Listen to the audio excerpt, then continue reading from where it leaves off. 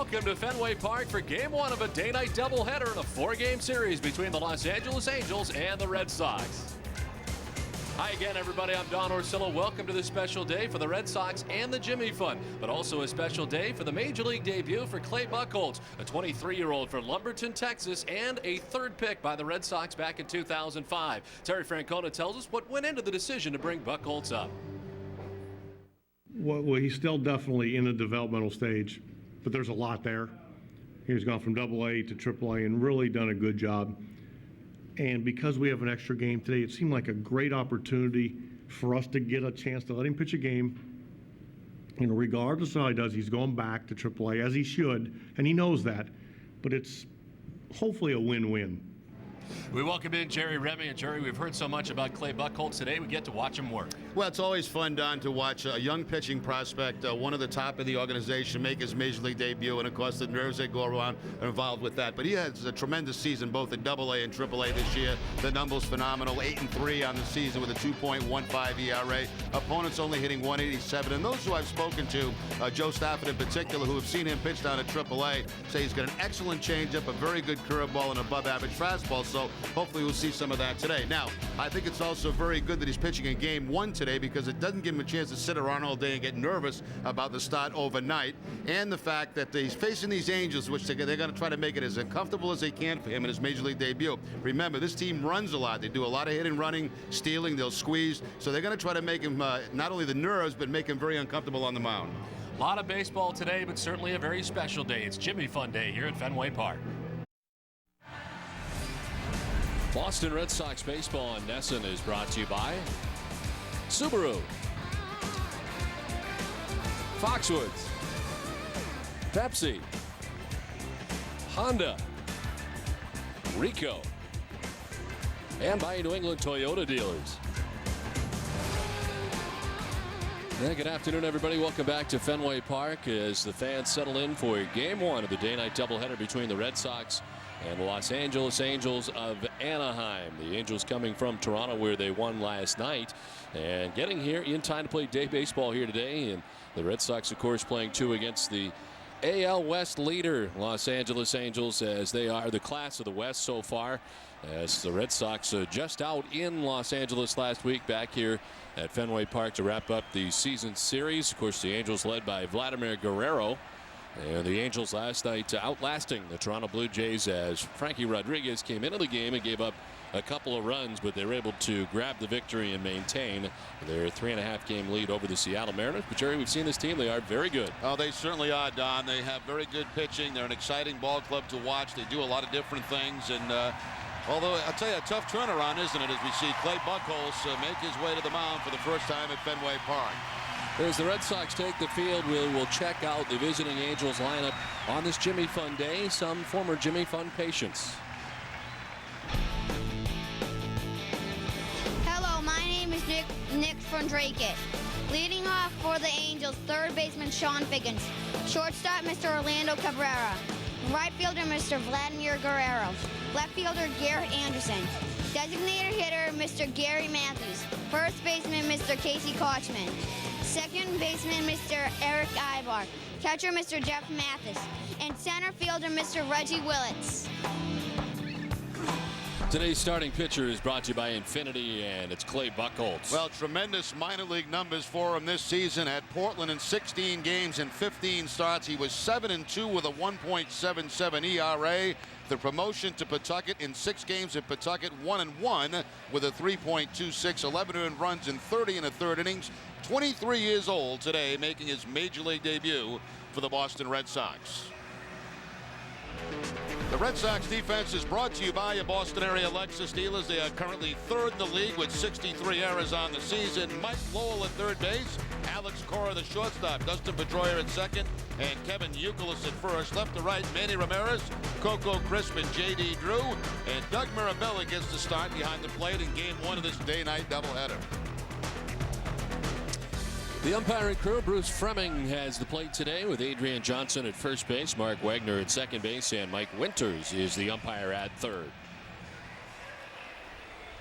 Where available, this telecast can be heard in Spanish by selecting the SAP button on your television remote. Enjoy the game. Buenas tardes, amigos.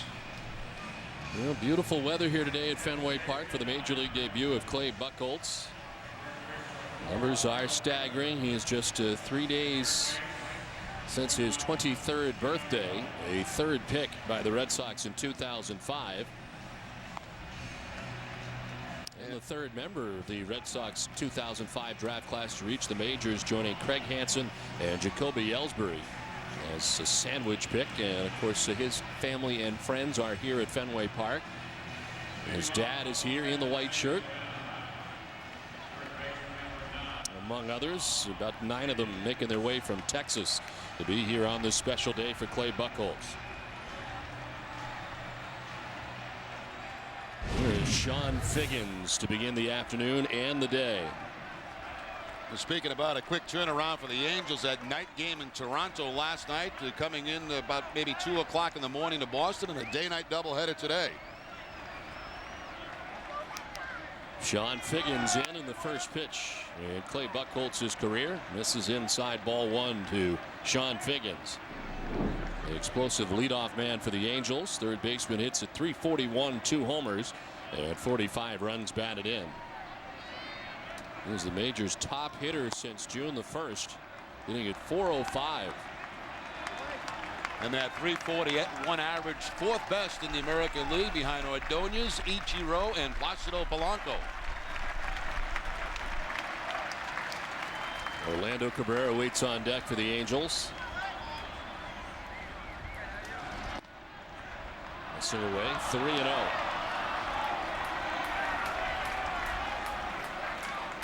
The Colts listed at 6 foot 390 pounds from Lumberton, Texas.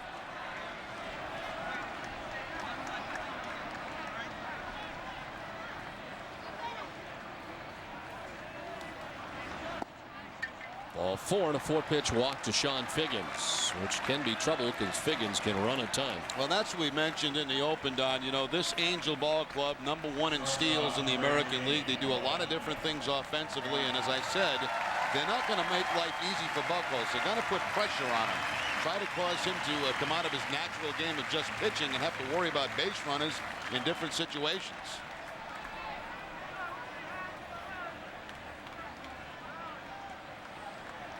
The Angels, managed by Mike Scioscia, certainly a fun team to watch. They do so many things well as Orlando Cabrera stands in.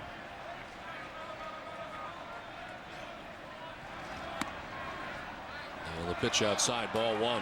He tries something other than the fastball to try to get a strike. He goes to the slider but misses with the slider. They're having a very good season. .307, 7 homers, and 67 runs batted in. Tied for 8th in the American League with 145 hits. Buchholz trying to throw his first strike in the majors. And he does. 1-1. A salute from the Fenway faithful as he gets that first strike over.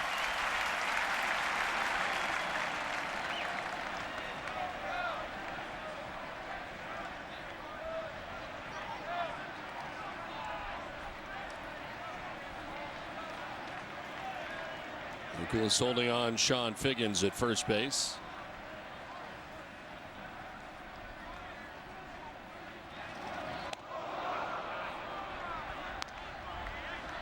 Buchholz falling behind 2-1. He'll throw that fastball. It'll be 90 plus. The slider that we've seen, that curveball that just slipped out of his hand, and also the changeup.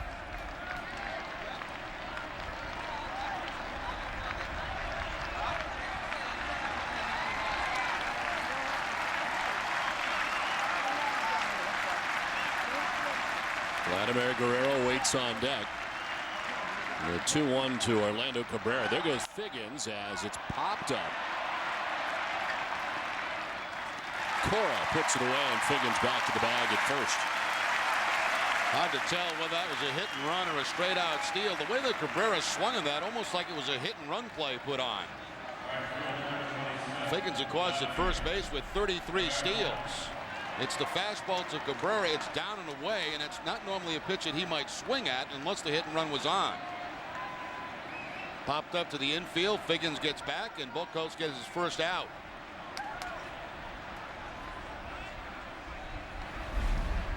One down. Figgins still at first. Here's Vladimir Guerrero. Tied for 8th in the American League, hitting at .319 as he shoots one to right. J.D. Drew coming on. Can't make the catch. It's off the glove and kicks behind him. Figgins headed for third base. Throw will go to second base. And J.D. Drew just lost that. It kicked off the glove as he came in, was there, but cannot make the catch and is charged with the error. Yeah, the ball just bounced right out of the glove. No excuse there for J.D. Drew. He didn't lose it in the sun. He just didn't watch it into his glove. So instead of the second out, all of a sudden you have a second and third situation with one out. That's J.D.'s 6th error of the season in right field. 5th error that he's made in right field. His career high is 7. He's got 5 of them so far. The 7 came in 1998 as a member of the St. Louis Cardinals. So second and third, one down, and here's Garrett Anderson. You don't want to give these Angels too many opportunities as they will convert.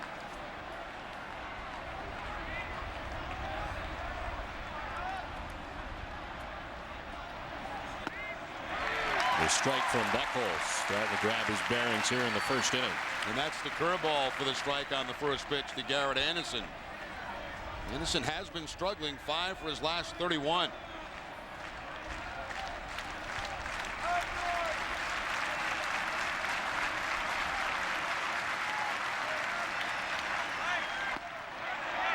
Outside for ball, 1-1 to Anderson.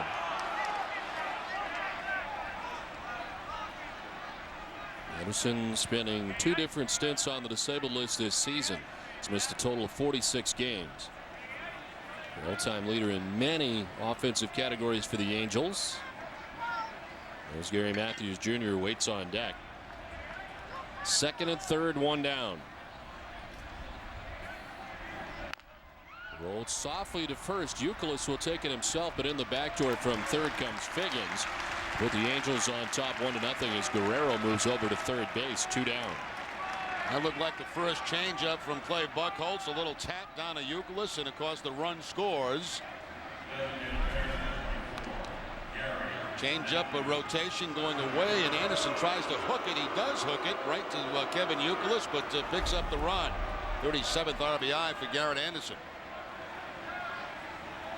So a run for the Angels without the benefit of a hit. Guerrero at third, 2 down. Here's Gary Matthews Jr., the designated hitter. It's a .272, 15 homers, and 66 runs batted in.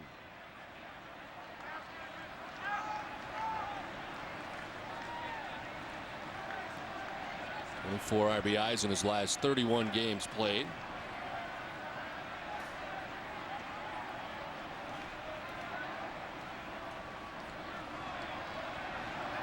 Swing and a miss, 1-1.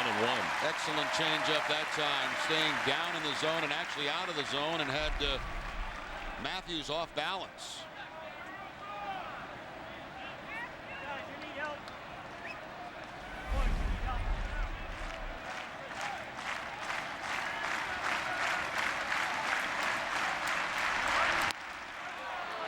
Over the inside corner for a strike as Matthews looking back at Fleming. And it's 1-2.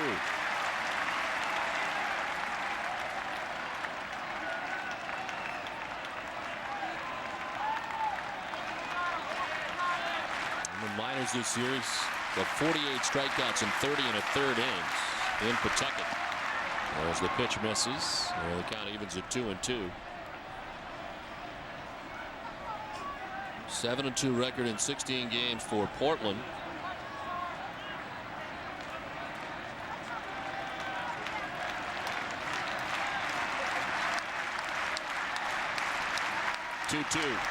Got him. First strikeout in the majors for Clay Buchholz. Gary Matthews Jr. down by way of the K. Angels get a run. Red Sox coming up.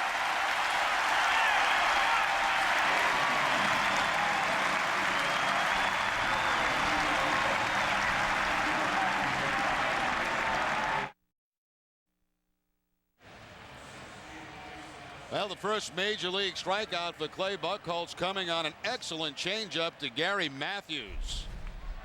Right over the top with the changeup. You see the grip on it. And Matthews way off balance on that swing. Starting pitcher brought to you by Infinity, and John Lackey going today for the Angels. 15 wins. That ties him with Josh Beckett for the most in the league. Of course, Beckett goes tonight, his 25th start. See the rest of the numbers for Lackey. He has not had great success, though, against the Red Sox. 0-1 this season and 1-5 in his career with a 5.75 against Boston teams.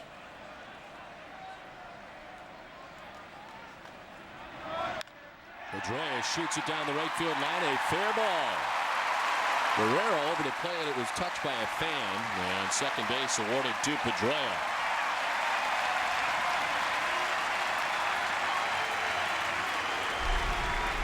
Pedroia takes the Lackey fastball that's away and just shoots it to the opposite field. The inside-out swing right down the line and just kind of rolls up into the stands for the ground rule double.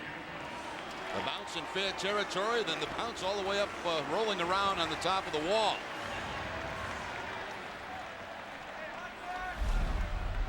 So Pedroia in scoring position. Red Sox trying to answer the Angels' run in the first as Kevin Youkilis takes strike one.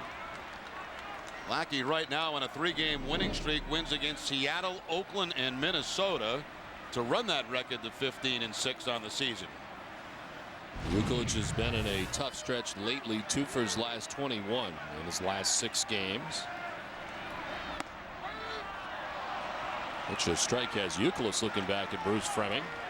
That's probably the best pitch for John Lackey, the curveball. Fastball, curveball, changeup, also a cut fastball.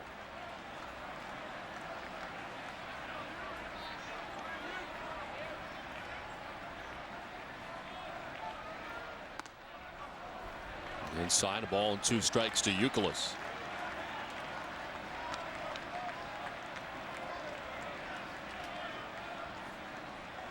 Youkilis just 1 for 13 in that series against the Tampa Bay Devil Rays. It's time from Fleming and backs out. Of course, with the Angels arriving late last night, I'm sure Lackey flew in early to get a good night's rest to make this day start against the Red Sox. Well, they get to the hotel lobby around 2:30 this morning. Foul tipped into the catcher's mitt, strike 3. First strikeout for Lackey. As we mentioned earlier, our lineups today are brought to you by Dana-Farber Patience.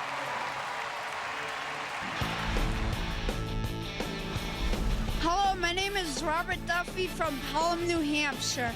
Leading off for the Red Sox, second baseman Mr. Dustin Pedroia, first baseman Mr. Kevin Youkilis, designated hitter Mr. David Ortiz, left fielder Mr. Manny Ramirez, right fielder Mr. J.D. Drew, third baseman Mr. Mike Lowell, center fielder Mr. Coco Crisp, catcher Mr.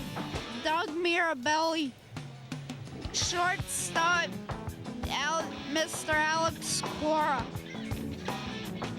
Great job, Robert.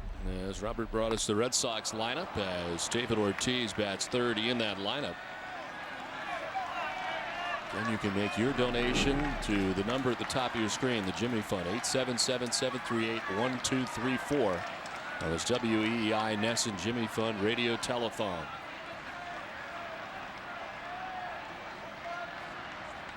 Ortiz doesn't chase, up and away, and it's 1-2. Not a complete shift on David Ortiz, but Eric Aybar, the second baseman, deep on the outfield grass. You see Cabrera just behind that base runner, Pedroia at second base. Red Sox down 1-0.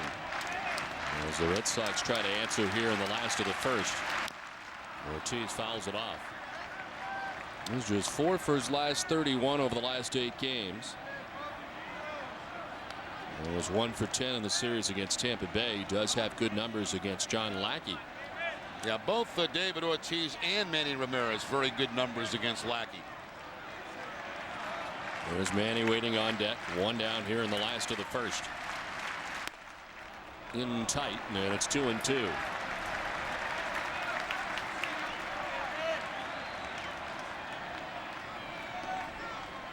Since the break in 33 games, the Red Sox as a team hitting at .287.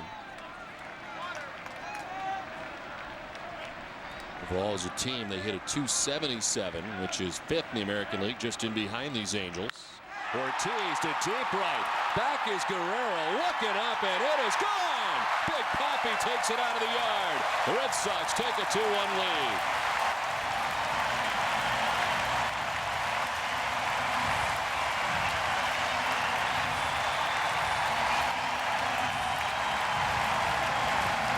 First curveball that David Ortiz sees from Lackey. He takes it deep for the home run. It had been all fastballs prior to this. Lackey goes with the curveball. It's down and in, and Ortiz with the line drive home run. That's the second home run in his career off Lackey.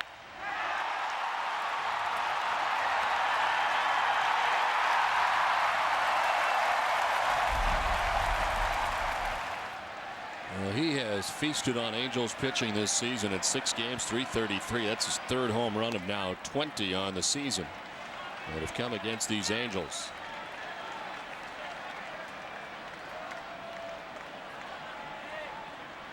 So a 2-1 Red Sox lead, 1 down here in the first, and a 1-0 to Manny Ramirez. He turns on this and crushes it a long way, but foul. Well, we talked about good numbers. Manny at .429 against Lackey with 4 career home runs.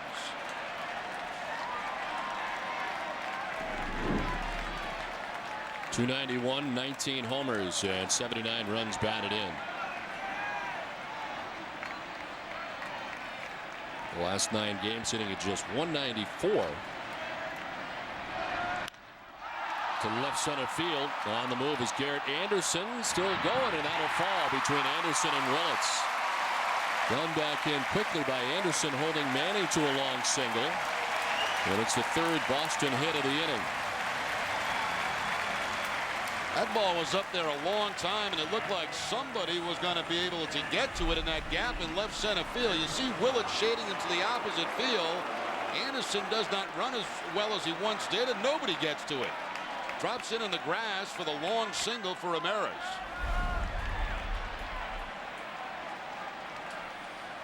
So a runner at first, 1 down. J.D. Drew coming up. Drew shoots it out to center field. Willits headed back at the wall. It's off the wall. Manny headed for third and maybe beyond as DeMarlo Hale will wave him around. The throw is cut off. Red Sox lead it 3-1 as Drew stands at third.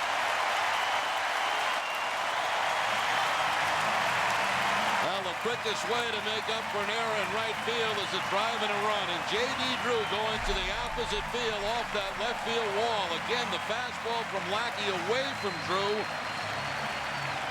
and he finds Chin out there in left field. Ball bounces up over the glove of Reggie Willits, and Manny scores easily from first base.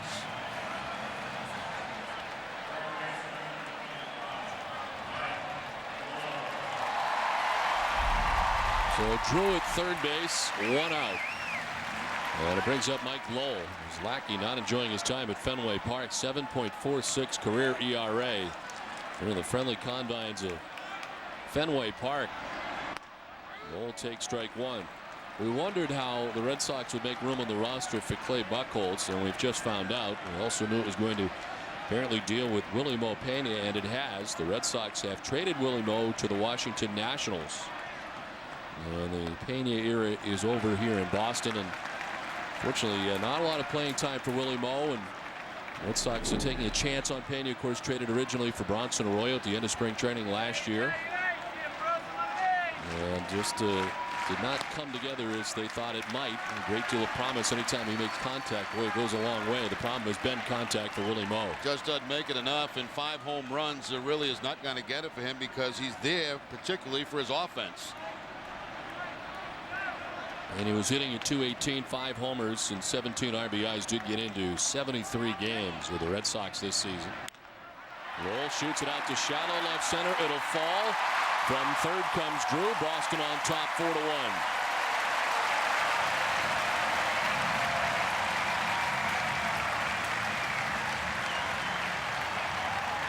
Mike Lowell extends his hitting streak now to 6 games as he just drops in that soft breaking ball from Lackey. Right toward the end of the bat, but in a short center field. So again, Lackey having his problems here at Fenway Park and against the Red Sox. One of the game's best pitchers, and the Red Sox are taking it to him here in the first to a tune of a 4-run first inning so far. And he's looking at a finger. I don't know if it's a blister or not, but he's stared at it a couple of times as Mike Scioscia looks out at him.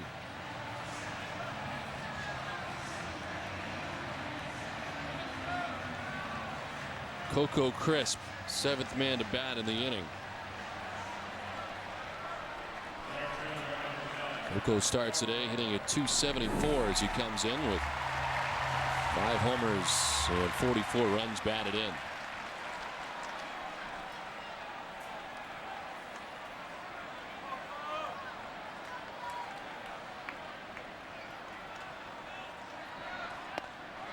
Strike over the outside corner to Crisp. Lackey last time out against Minnesota winning. In fact, he has won his last 3 straight starts: Seattle, Oakland, and Minnesota. And an 8-inning effort. Last time out just the 2 runs, although he did scatter 10 hits. He's given up 5 hits and 4 runs so far in the first. The only out, a strikeout of Kevin Youkilis.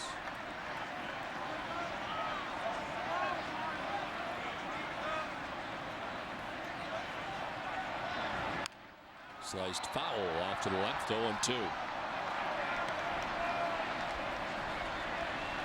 Red Sox will make another roster move between games, and it sounds like Jacoby Ellsbury will be called up, with the possibility of Bobby Kelty being called up tomorrow.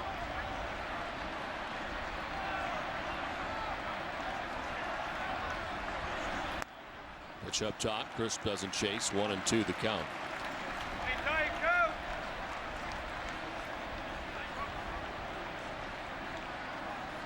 Doug Mirabelli waiting on deck. A fantastic first so far for the Red Sox after the Angels push across a run in the top of the first inning.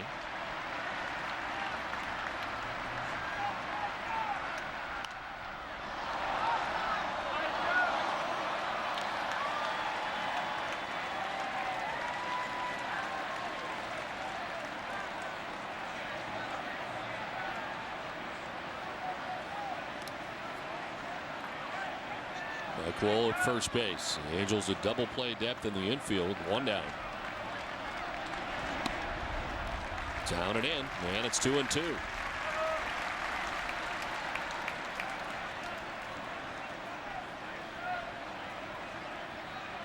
Since 2005, as far as earned run average goes, John Lackey at 3.38. That places him 4th in the American League during that time. And behind Johan Santana, Kelvin Escobar's teammate Roy Halladay, then John Lackey. And already 27 pitches for him here in the first inning. Threw 104 last time out against the Minnesota Twins. And his season high is 114. Did that against the White Sox.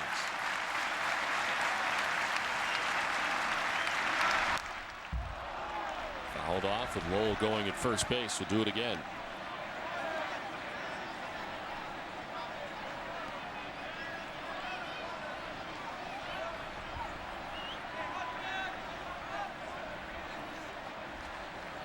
With the at bat for Coco Crisp, this will be the 9th pitch of the AB.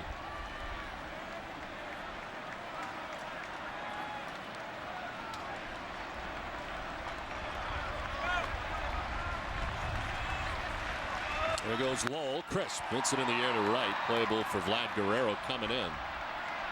And he makes the catch. Lowell back to first. 2 down.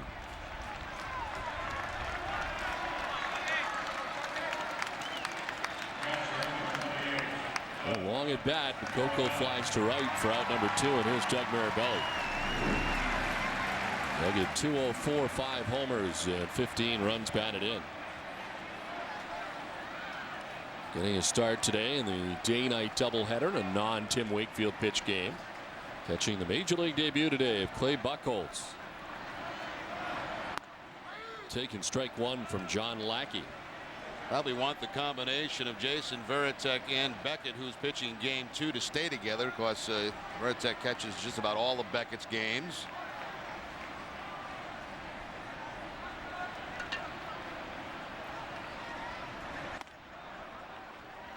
In tight, and it's a ball and a strike now to Mirabelli. Doug has 9 RBIs in his last 11 games.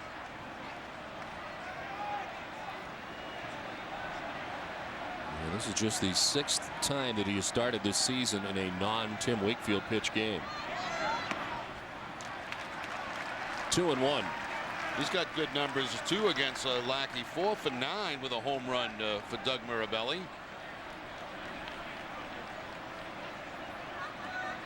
Doug this season with 5 home runs.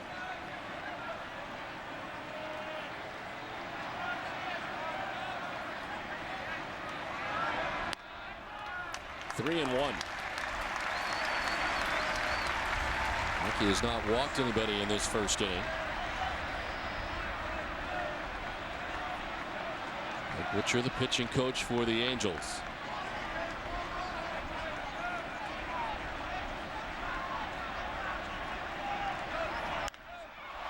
High fly ball out to deep left center field. Willits is back. So is Anderson, and it's high off the wall. The ricochet over Willits' head. Scoring all the way from first is Lowell.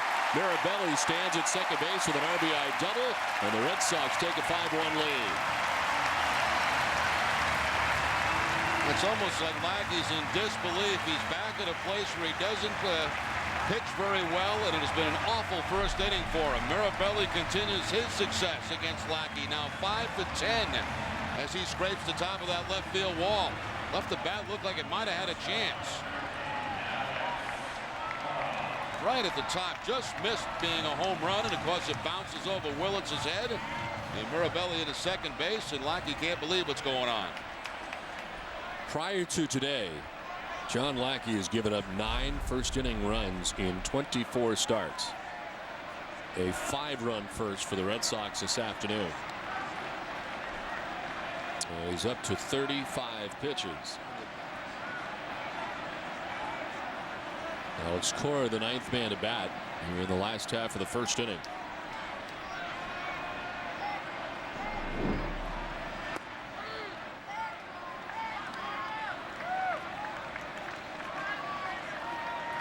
Cora at .255, 2 homers and 16 runs batted in.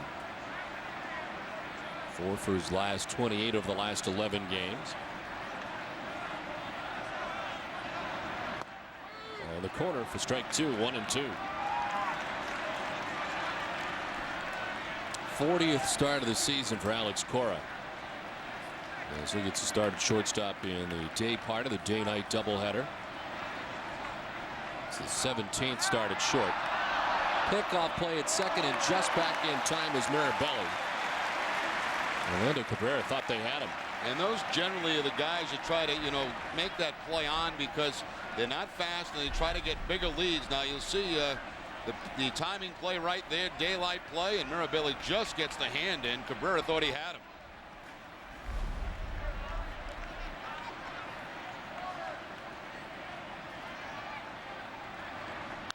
Cora turns on this and sends it foul. Count will hang at 1-2.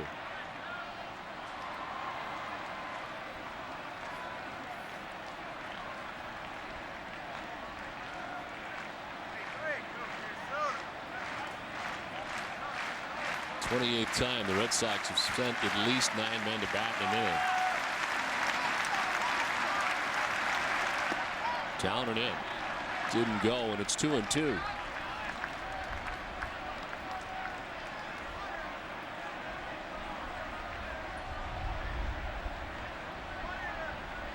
.39 pitches right now for Lackey.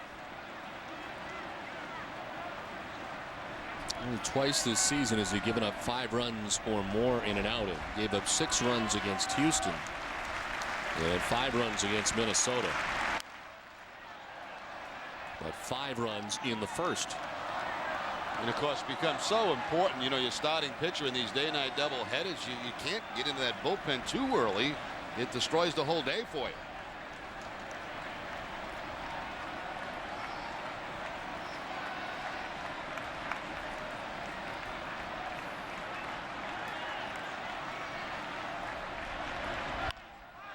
To left, that's going to get in.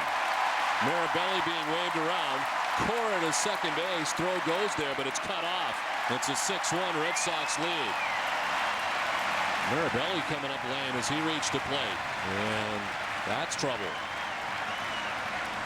Didn't see what happened to him, Don. I don't know if it was on the slide at home plate.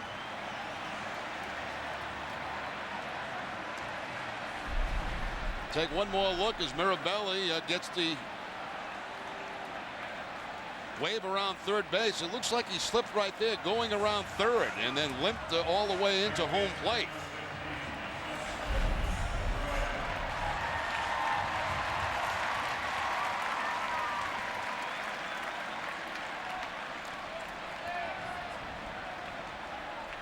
We'll keep an eye on that. Certainly didn't look like he'd be able to stay in that condition as he walked towards the Red Sox dugout. Yeah, hard to tell what the injury was, but it certainly happened after he had rounded third base.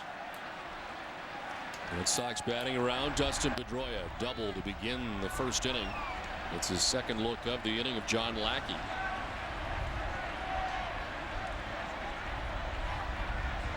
And it started with a double, came around to score the Red Sox first run. It's knocked in on the 2-run shot by David Ortiz.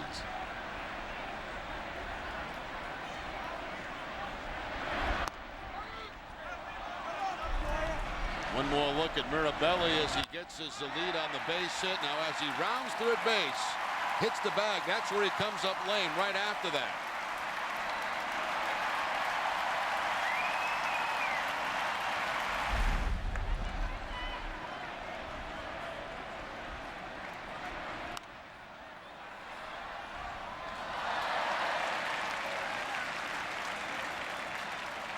The guy is used to throwing 16.8 first inning pitches this season. He's thrown 44 of them and trails 6-1 and is not yet out of this first inning.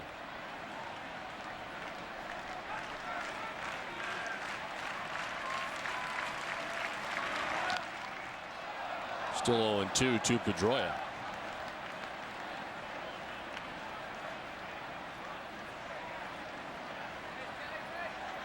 The 21st time the Red Sox have scored 5 runs or more in an inning. Second in the major leagues in that category.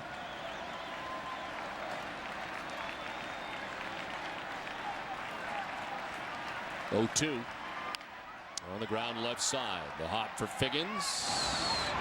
In time to get Pedroia, but the damage done. Boston scored 6 times in the first. 6-1 Boston.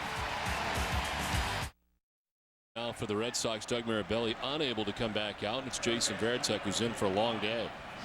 Well, you have to wonder now where the Red Sox plans will change, you know, in the midstream here, because if Mirabelli is injured and not able to go, Red Sox really with only one catcher, and you might think that they'd have to make a move for a catcher for game 2.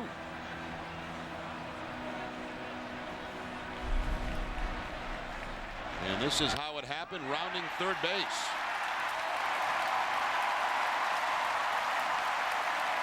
Can't speculate whether it's a knee, an ankle, a hamstring, whatever it may be, but surely Mirabelli limping off the field and Varitek now catching.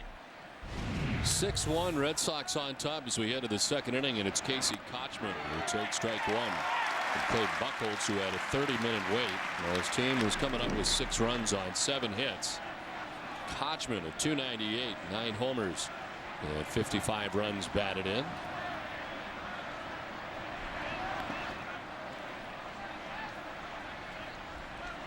Clay Buchholz wrapped up the first inning by racking up his first major league strikeout. Struck out Gary Matthews Jr. to end the first inning. Gave up a run in the first. It was unearned.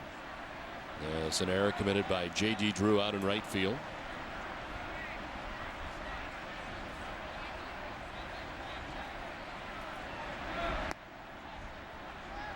Well, we understand that Pawtucket is in Ottawa.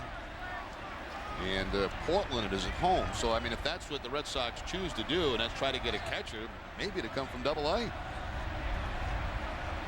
Dusty Brown, we've seen many times in spring training, the catcher in Portland. Of course, George Gutierrez, the Paw Sox catcher.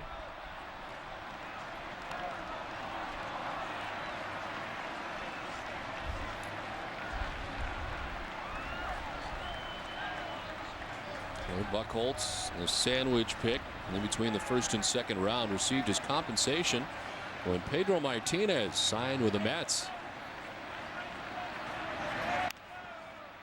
Popped up foul back into the seats, backing out of play. This play profile is brought to you by Sovereign Bank, the official bank of the Red Sox cable network.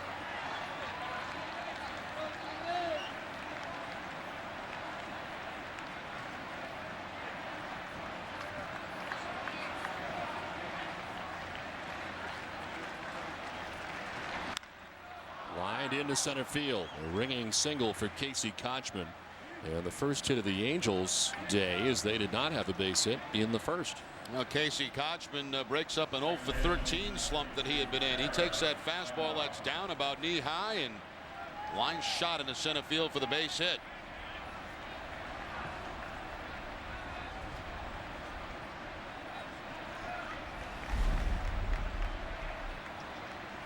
So lead man on for the second straight inning for Los Angeles. And here's Eric Aybar.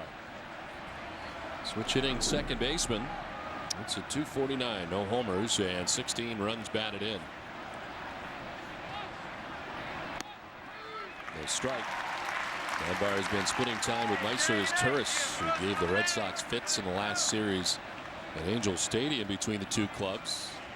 Turris had a big series against the Red Sox. Probably see him in game 2. Aybar spent some time on the disabled list, had the surgery on his right wrist.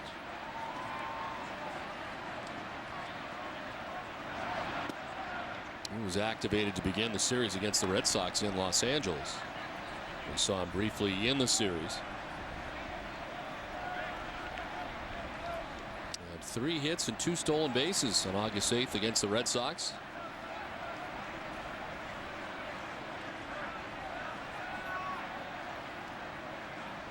Jeff Mathis, the catcher, waits on deck with nobody out here in the top of the second.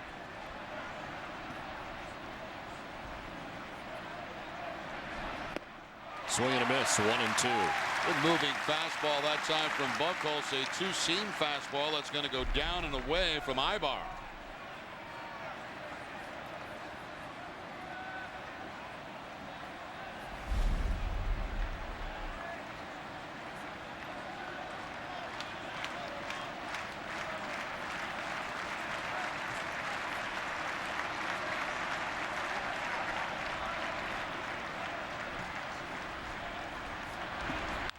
To right field, Drew in a step, makes the catch.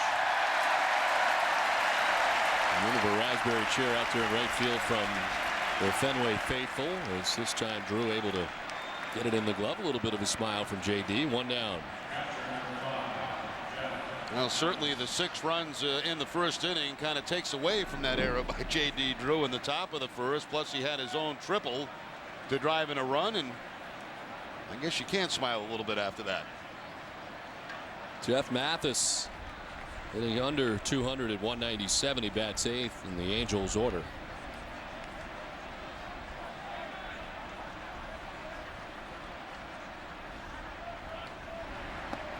Takes it inside for ball 1.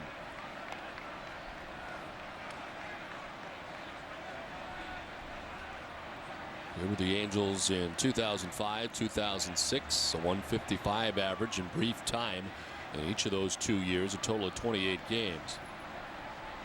Check on first base, and Kotchman back to the bag. Mike Napoli, the regular catcher for the Angels, on the DL, one of 6 players they have on the DL. He's actually been on it twice. Last time placed on July 28th. Mike Napoli was with a strained right hamstring.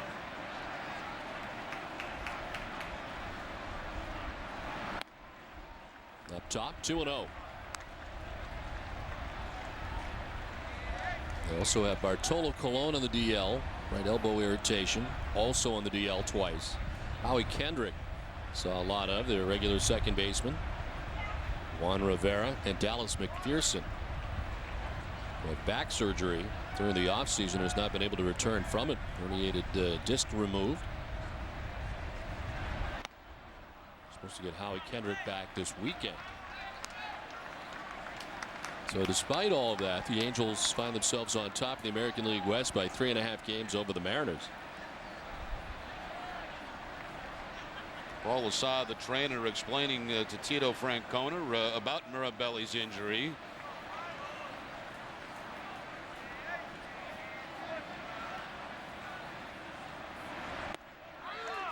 A strike, and it's 3-1.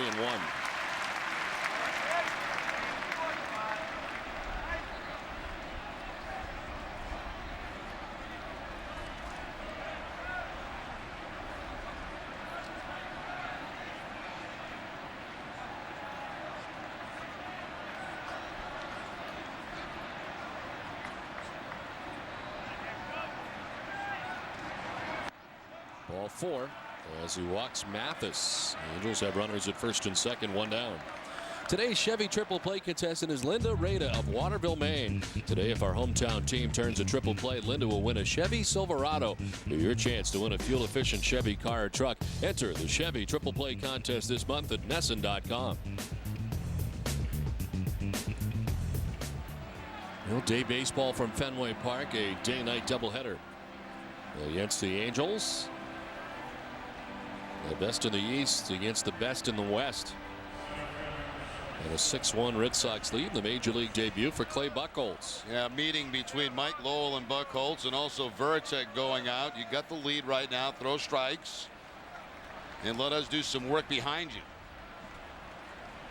2 on, 1 away for Reggie Willits, who gets the start in center field. A strike from Buchholz. Willits starts today at 302 with no homers and 31 runs batted in.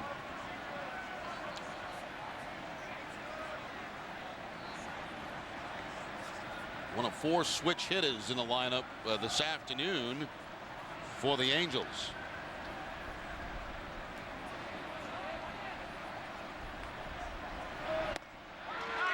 A strike and is quickly ahead 0-2. Buchholz part of the Futures game at AT&T Park in San Francisco at the All-Star break. This season he pitched in 1 inning of relief, struck out 2, did give up a solo home run. Game features the top prospects in the minor leagues.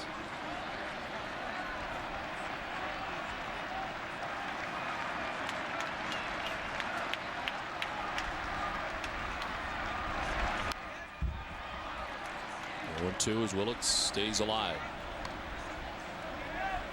First half of the season for Buchholz spent with the Sea Dogs.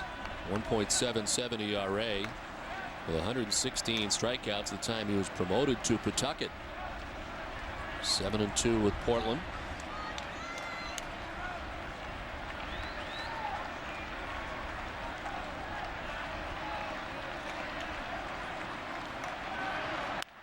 On the ground to second base. Pedroia to second for 1, on to first. Double play. It ends the top of the second. We played an inning and a half. Red Sox 6, Angels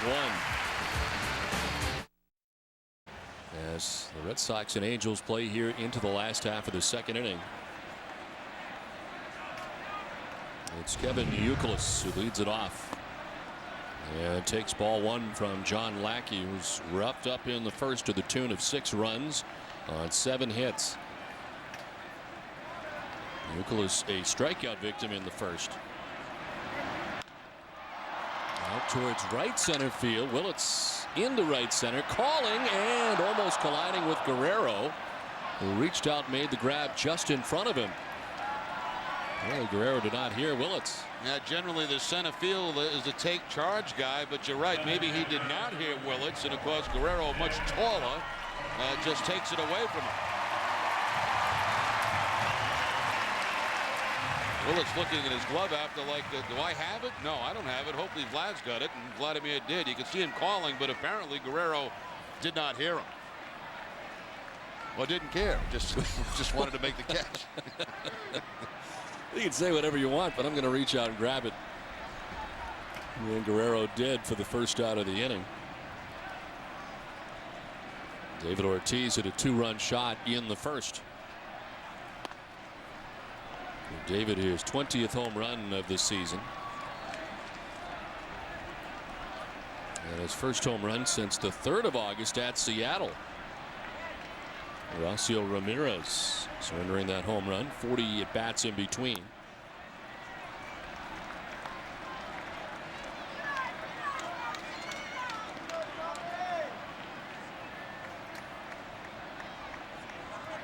And Ramirez waits on deck. 1 down, bases empty. 3-1.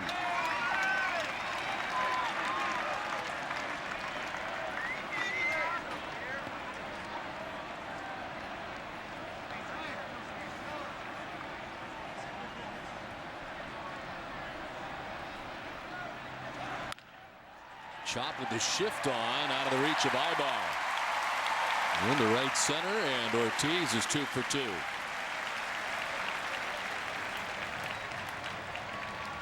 Well, Ortiz's batting average had dropped to .311 after being 4 for his last 31, but now 2 for 2 in this game today. The home run, the single that Ibar can't chase down, deep in center field.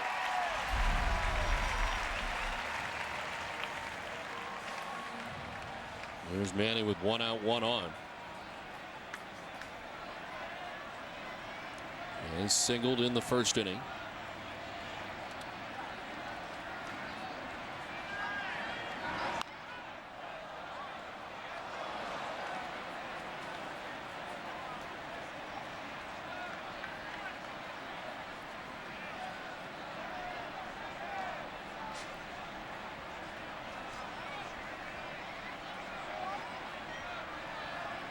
David held on at first by Kochman. Fouled off to the right. Man is down 0-2. Lackey staring in at Manny. Manny yells something out after missing that last pitch. We've heard him yell before, and I don't think Lackey appreciated it too much. You see Lackey kind of stare in, get the baseball, and continue to stare at Manny. And he hits him. So he didn't like it at all. 0-2, bringing it inside. It grabs the uniform jersey of Ramirez. You know, Manny does that quite a bit. He'll take a swing and he'll yell out something that we can't explain on TV what he says. In Spanish. And yeah, it's in Spanish. And pitchers sometimes don't really appreciate that. And you know, Lackey clearly didn't like it. And what does he do with the next pitch? He hits him. He's not in a real good mood anyway. No. And then to have that happen is not going to help. You know, things have not been flowing along here early in the game, and you don't want to hear that when you're getting beat up.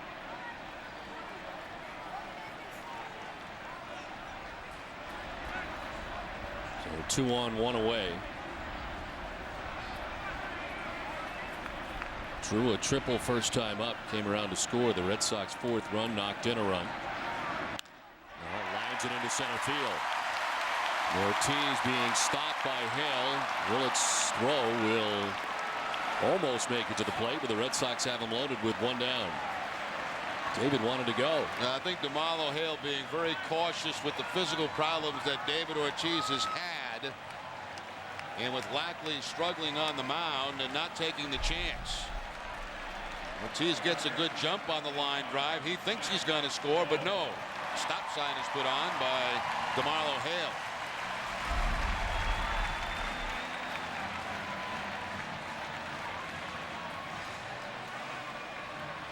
So bases loaded here against Lackey. There's been no action in the Angels pen yet. If this was not a day-night doubleheader and there was a rested club, you know, you probably see some action right now, but it's a little bit different in these situations. Looks like they're starting to move around a little bit now, but we'll see.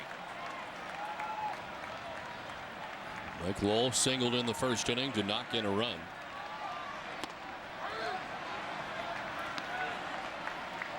Buchek is first up for the Angels in the pen. Lackey about to throw his 60th pitch in an inning into third. And it's down away to even the count at 1-1.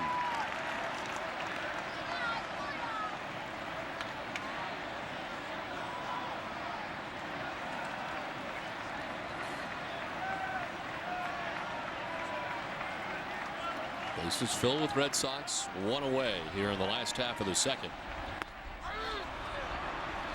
1-2 now to Lowe. Red Sox are 4-2 against the Angels this season, winning all 3 games here at Fenway Park. Today is the makeup game from the rainout on April 15th.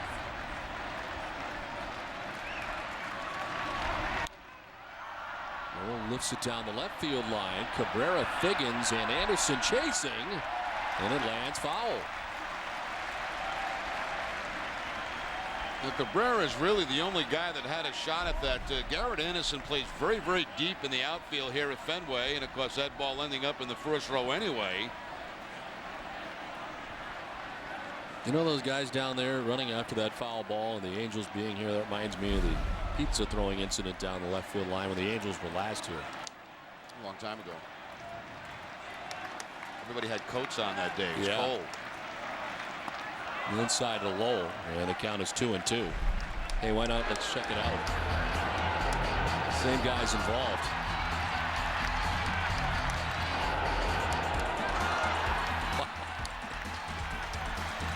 Why would you throw a pizza at a guy like that? I still don't understand. Out towards left center field. Late break for Willits. He now makes the running catch forward, and Ortiz cannot advance. He remains at third. Now, because they were playing so deep, and they do in the outfield, you know, Ortiz thought that ball might drop in. And from where Willits made the catch, even if he tags up, probably he's not going to be able to score. Willits had to come a long way to make that catch. And Ortiz, of course, was playing it pretty much halfway. Goes back to the bag, and base is still loaded, but now with 2 outs. There's Coco, fly to right, first time up. On the ground at Cabrera. They'll flip the easy way to second and the inning. The Red Sox leave them loaded as we played 2 at 6-1 Boston. The Lumber Liquidators Red Sox show tour will begin August 31st with an appearance at Lumber Liquidators in Lebanon, New Hampshire. Be a chance to see the Lumber Liquidators Red Sox car up close. Visit Lumber Liquidators between 9 a.m. and 4 p.m. on August 31st. For more information, visit lumberliquidators.com. Let's send it down to Tina Cervasio. Tina? Don, Doug Mirabelli has a strained right calf, and he did do that running the bases. He is further being evaluated right now, and no word yet if he'll be available in that second game today. So we will keep you updated, of course, in between games. So right now, according to the Red Sox, Doug Mirabelli with a strained right calf. Okay, Tina, thank you very much. Certainly not good news for the Red Sox, as Mirabelli goes down here in the first game in the first inning. And the Red Sox have to make an adjustment. That remains to be seen whether the move they make in between games now is for an outfielder or a catcher. And as far as emergency catchers go, we've heard Alex Cora's name knocked around every now and again, every time a question has come up to Terry Francona. This Mike Lowell also. Well, it'd be very dangerous, in my opinion, to go, you know, what, 17 more innings without a backup catcher? That is on the risky side. As Sean Figgins leads it off here in the top of the third. Figgins walking his first time up. 2 walks given up by Clay Buchholz.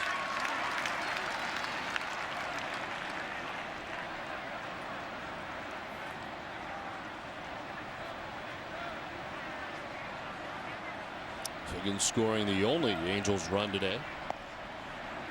As he takes ball 1-1-1.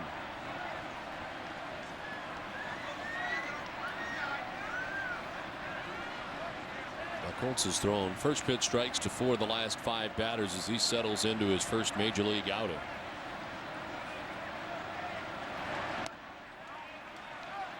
Did he go? Yes, he did, says Mike Winters. And it's 1-2. Buckhouse comes right over the top, directly over the top with that fastball, and those high ones are tough to lay off.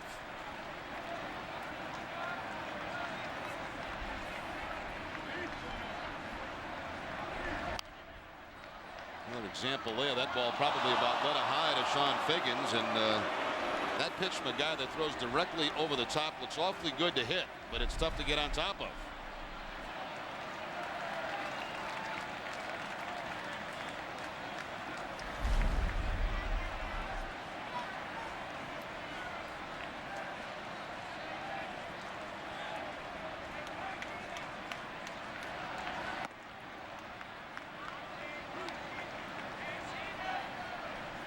Sean Figgins, who's had a fantastic season. Since June 1st, he's hit at .405. He's hit safely in 27 of the last 30 games. And over the last 30 games, hitting at a .426 clip.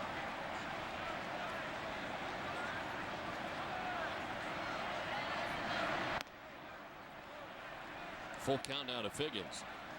Such a versatile guy, too. We've seen him play the outfield, of course, third base. Really a key member to this Angel ball club, and especially offensively at the top of that lineup.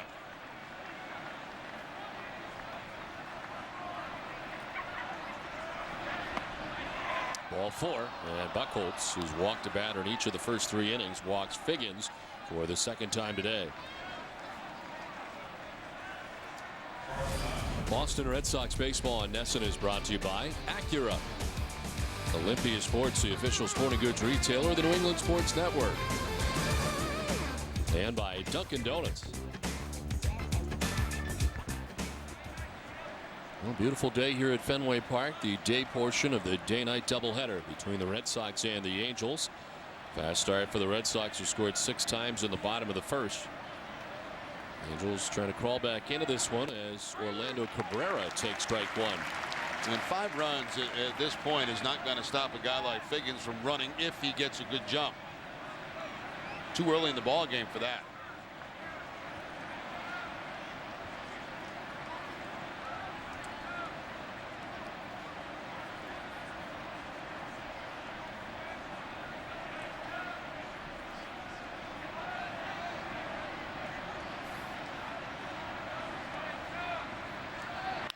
On the ground to third. Lowell to second for 1, on to first, double play. Second turned in 2 innings. Nice turn there by Pedroia at second base, because Figgins has very good speed and he was right on top of him. Lowell plays it in front of him. Quick release to Pedroia, had to reach a little bit, and then with Figgins coming in hard, gets rid of the ball and plenty of time to get Cabrera at first base. A high throw. So 2 double plays. The last one to end last inning was on a curveball. That was a fastball to Cabrera for that double play.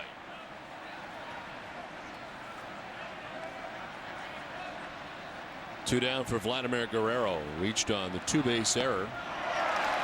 Clanked off the glove of J.D. Drew in the first inning. I'll tell you what, Don, we've seen he's got a nasty changeup. He keeps it down like this. That's a very, very good pitch. And of course, Vlad, who likes to swing at a lot of first pitches, fooled on that off-speed pitch from Buchholz. To right center field, on comes Chris, but that'll land in front of him for a base hit. And it's a 2-out single for Guerrero, who's on for the second time today.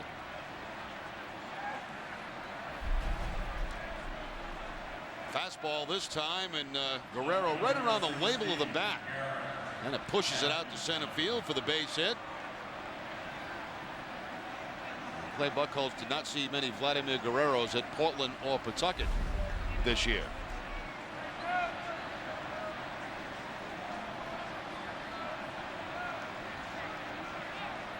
There's Garrett Anderson, who grounded out to first base, first time up.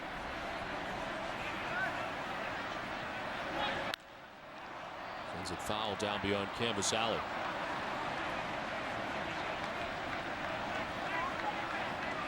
See what kind of adjustments the Angels offense makes here, second time through against Clay Buchholz.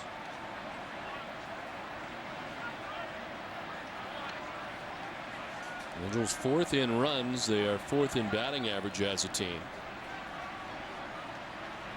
Just ahead of the Red Sox collectively as a team, hitting at .283. Red Sox 277 in 5th.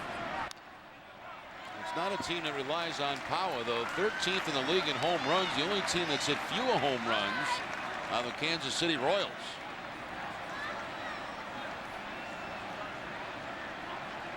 It's amazing to have that many runs without having many home runs. Look at their ranks in the American League. They can run.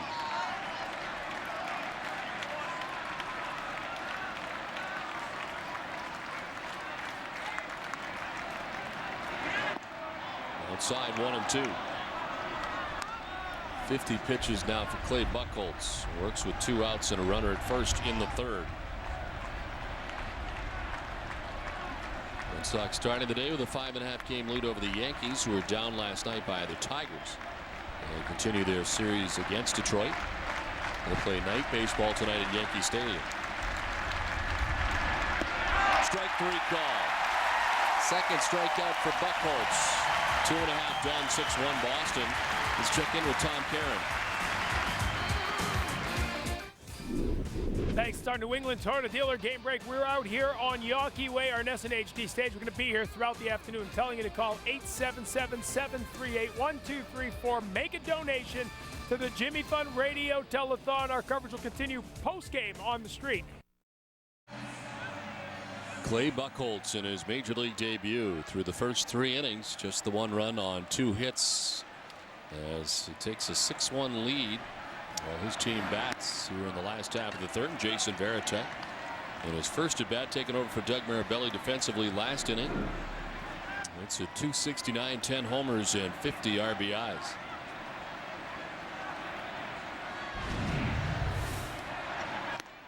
Varitek had to get the engine going a little bit earlier than expected today. Had the first game off. Of course, always a possibility to get in at the end of the first game, but because of Doug's injury, in the ball game very early.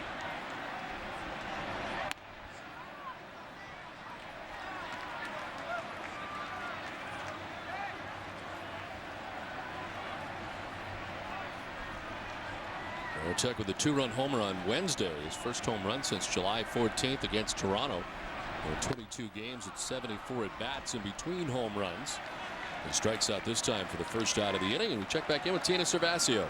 Clay Buchholz today follows in the footsteps of John Lester and Jonathan Papelbon. And while Red Sox fans have been excited about his eventual call-up, this was something the Red Sox staff saw in spring training. Our front office and player development staff just kind of alerted us that this wouldn't be a shocker if at about this time of year this kid wasn't knocking on the door. And if we got in a situation like this, he wouldn't be the right guy. And same thing happened with Pap a couple years ago. You know, he had Lester come along. Now it's this young man's turn. And the manager today said that Buchholz's appearance today gives him the best chance possible to show them what he can do at the major league level. And usually Terry Francona doesn't give advice, but he told us today that he told Buchholz yesterday when he came to Fenway, when in doubt, go to your strengths. Well, it's always exciting when you see a guy make his major league debut, but Jerry, it's become a recurring thing. It's about 1 a year now, and that tells you that the minor league system once again is drawing very deeply into it, and every year there are more and more prospects. So the draft started to make their way through. This guy just was drafted in 2005, but definitely a lot down there, and 1 coming a year. That's pretty good pace. Yeah, you know, when you have some quality talent like the Red Sox are developing at the minor league level, and you can plug in guys like Buchholz and Lester and Jacoby Ellsbury, who we saw briefly, and Macy again, that's pretty good. And also understand the reluctance on Theo Epstein's part the last 2 years really to part with these prospects, especially the pitching prospects in the organization that have been so sought after by a lot of major league GMs. As Figgins in foul ground makes the grab, 2 down. Well, so far so good for John Buchholz as he made his way out of that Red Sox bullpen, walking the first batter he faced.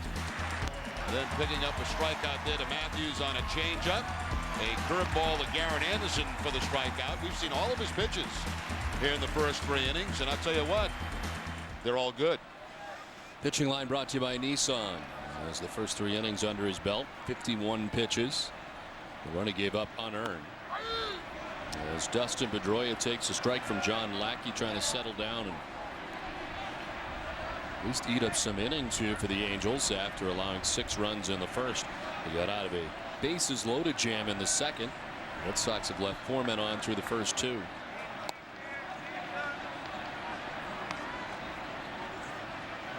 Pedroia's doubled and grounded out to third base.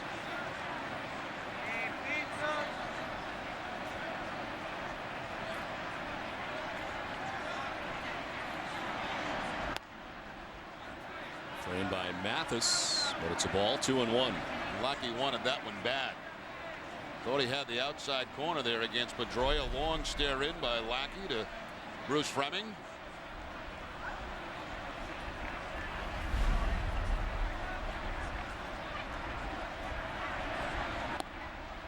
Outside, 3-1.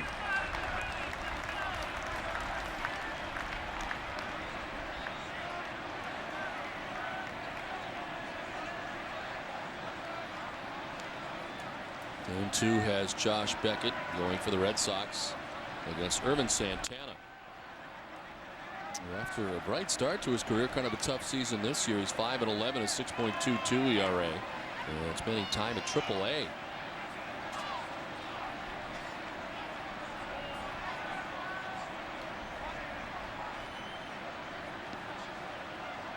The 15-game winner, John Lackey.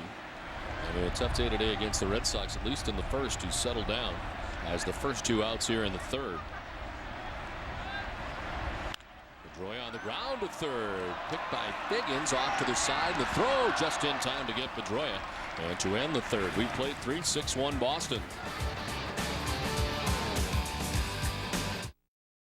6-1 Red Sox on top. Today, of course, we'll have many guests on this Jimmy Fund Radio Telethon, and we'll hear many stories. But with us now is Matt Murray, who's a state trooper. And Matt, welcome to Fenway Park.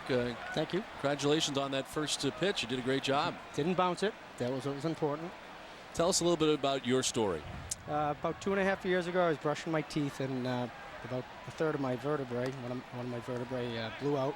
I found out I had cancer, which is a form of cancer which weakens your bones. Been through quite an ordeal since then with 2 stem cell transplants, a remission, a relapse, and currently I get chemotherapy twice a week. And of course, that is at the Dana-Farber Center. Dana-Farber, yes. We've seen so many adults there as well as children, and across the board, everyone tells us what a fantastic job that they do. That and not only the people at the Dana-Farber, but also at Brigham Women's. They all do a great job. The nurses are just fantastic. The doctors are extremely attentive and concerned about not only yourself but your family. So we're lucky in New England to have the Dana-Farber close by. Well, this must be a special day, as of course all day long money being raised for cancer research for the Jimmy Fund, and well, we see some great stories, you know, all day long. Some of the interviews we've already had, that Tina's had, and it's amazing. Donald Trump donated some money. Did I hear that?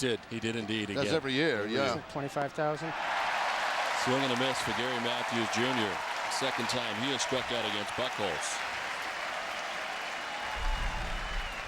A lot of change-ups to Matthews. He struck him out on a change-up back in the first inning. It's the change-up again, and boy, I'll tell you, I'm very, very impressed with the change-up from Clay Buchholz. Right over the top. He's done a good job keeping it down in the strike zone. 1 out, Casey Kochman, the batter, who singled to center first time up. We're visiting with Matt Murray, a state trooper. This one fouled off down the right field line.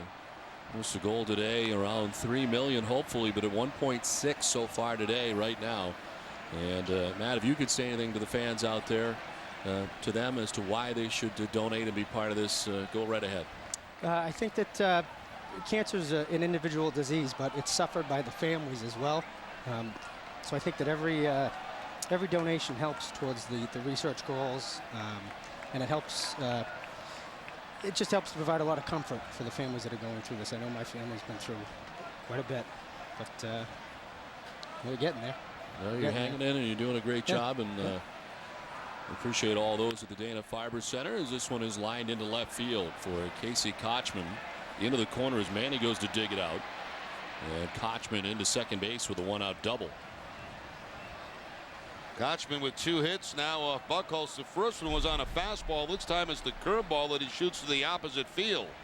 It gets lost on that left field corner, and Casey Kochman, who, as I mentioned, was in an 0 for 13 slump, but breaks out of it today, 2 for 2. So 1 out, 1 on. Eric Ibar coming up. He lined to right first time up. So as far as the chemo treatment is going, twice a week, is that what you said? Yes, twice a week. Is that more or less than you've had in the past? It's just a different protocol. In the past, I would get it all at one fell swoop. I'd be in the hospital for a couple of weeks recovering from it because it was so much so quick. This is a more livable amount of chemotherapy. I can go to work. I'm at work every day, most days. So it's a more tolerable amount of chemo. But I'm having positive results, which is really great. Well, that's fantastic. It's great to hear your story. We thank you so much for coming up and joining us. Good luck to you. Pleasure to be up Thank there. you very much. Good luck. Thanks a lot. Right. And thanks to State Trooper Matt Murray, multiple myeloma cancer patient at the Dana-Farber. Kind enough to join us here in the booth on this Jimmy Fund Radio Telethon Day. We hope you will donate today as the number 1-877-738-1234.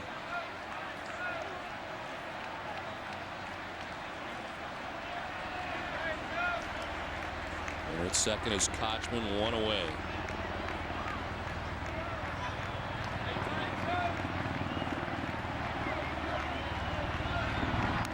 And it's foul back to the screen, 0-2.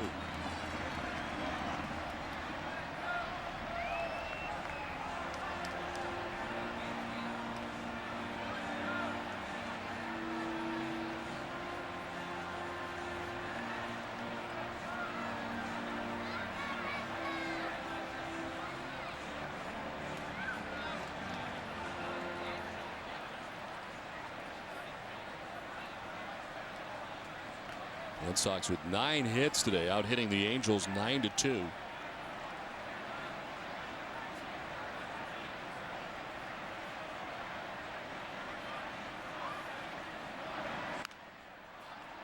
Hopped up back at first. Pedroia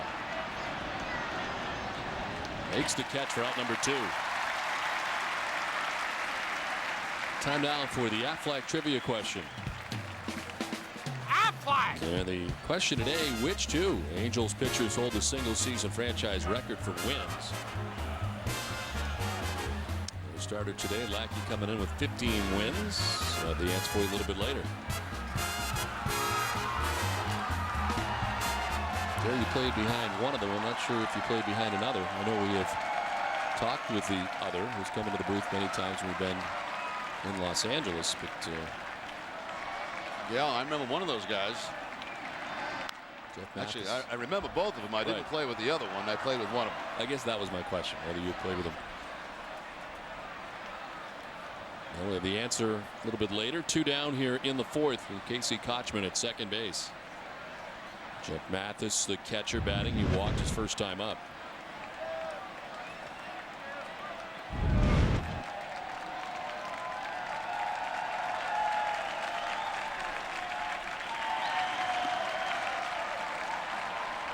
Well, the breaking ball didn't get the call on the count, 1-1.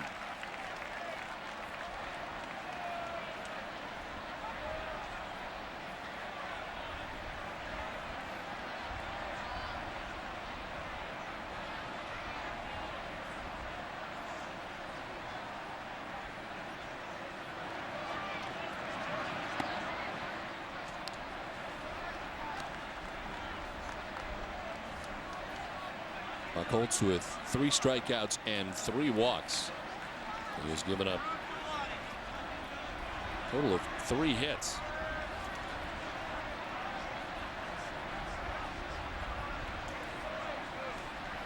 Let's waits on deck with 2 down.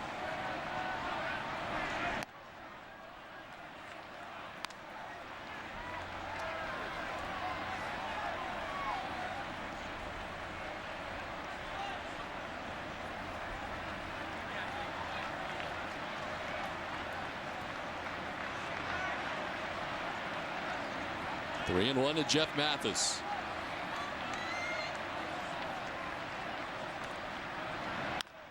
Chopped up the middle, and Cora able to cut it off back of the bag. Nice rangy play from Alex Cora to end the top of the fourth. 6-1 Boston. Last half of the fourth inning, 6-1, the Red Sox on top as Kevin Youkilis leads it off against John Lackey. Youkilis and Coco Crisp, the only two members of the Red Sox starting nine not to have hits today, as they bagged out 9 hits. Now he does as he hits a ringing single to left. And Youkilis aboard to begin things here in the bottom of the fourth. Now Lackey had an easy third inning, a 1-2-3 inning for him, and now Youkilis spoiling all that with a base hit to lead off the fourth. 82 pitches for Lackey now here in the fourth inning. There's Big Papi, who's 2 for 2 today. 2-run home run in the first. A single to center in the second. Home run was his 20th, RBI 72 and 73 on the season. And that home run coming back in the first inning on a curveball from Lackey. Down and in, and kind of a line shot by David Ortiz for number 20 on the season.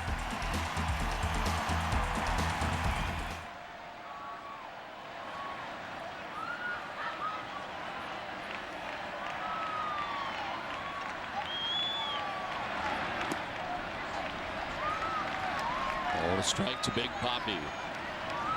Lackey at 84 pitches.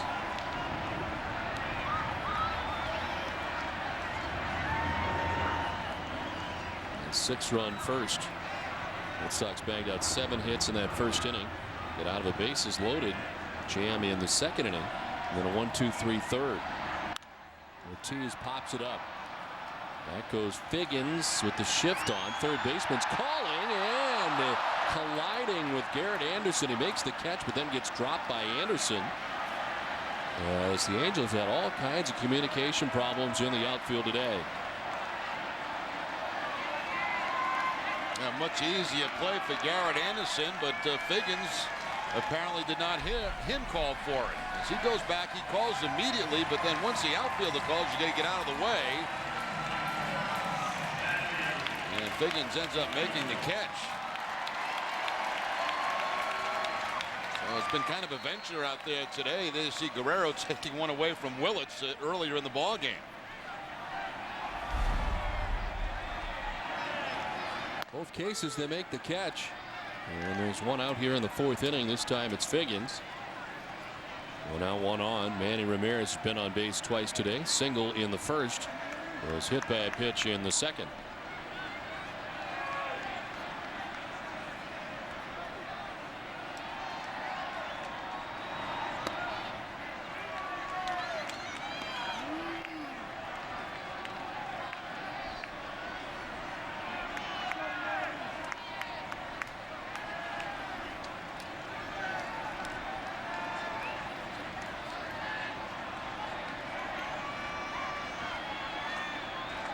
It's the third time this season that Lackey has given up 10 hits and an out.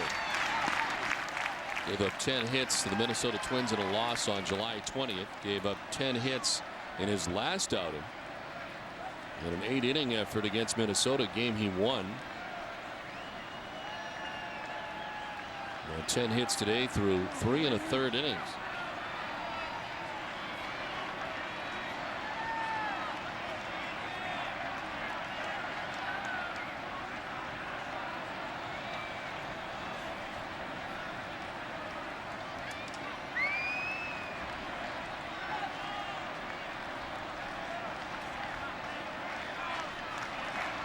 Two and one to Manning. Popped up. First base, foul ground. Casey Kochman with the catch for out number 2. Battling that sun. He's got the sunglasses on. He had the glove up trying to block the sun, and the ball hit a long way up in the air by Manny. You see Kochman trying to do everything he can to block the sun, and does make the catch. The breeze is blowing today, is straight out towards center field here at Fenway.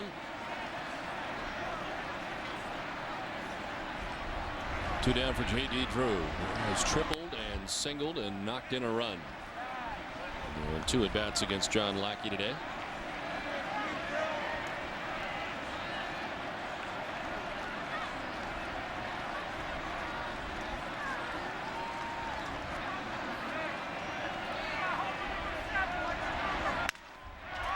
Towards shallow right center. Guerrero on the run, won't get there. On to third goes Youkilis. And the throw coming in, almost hit Youkilis and gets away into the dugout. They'll give him the plate. Figgins couldn't get it, ends up in the Angels dugout. And Youkilis will be awarded the plate. And J.D. Drew will be allowed third base.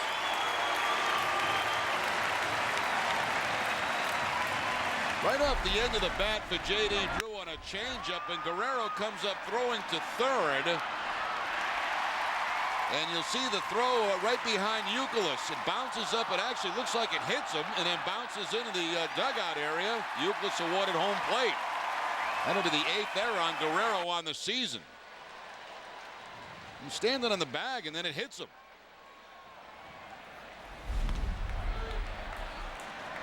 That's the 8th error, which is the most among American League outfielders for Vladimir Guerrero.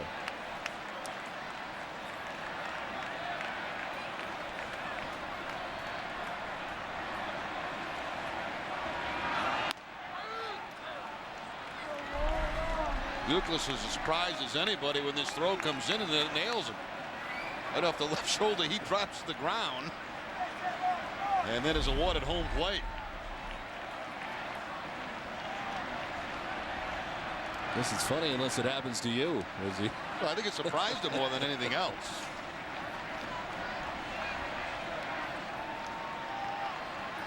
Well, the earth charge to Guerrero. And the Red Sox on top 7-1. Looking for more with J.D. Drew. 90 feet away at third base. 2 down in the inning. Count of 1-2 to Mike Lowell.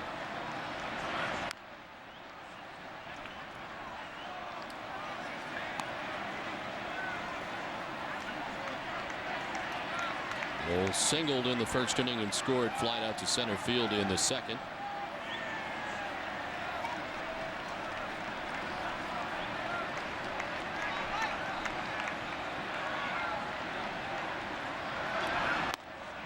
Just off the outside corner.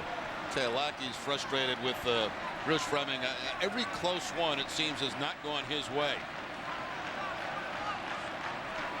Just a frustrating day all around for him. Chris Buchek, who had been up earlier, back up again for the Angels. Pitch 97 for Lackey, and it's strike 3 to Lowell. Red Sox get a run. We played 4 at 7-1 Boston.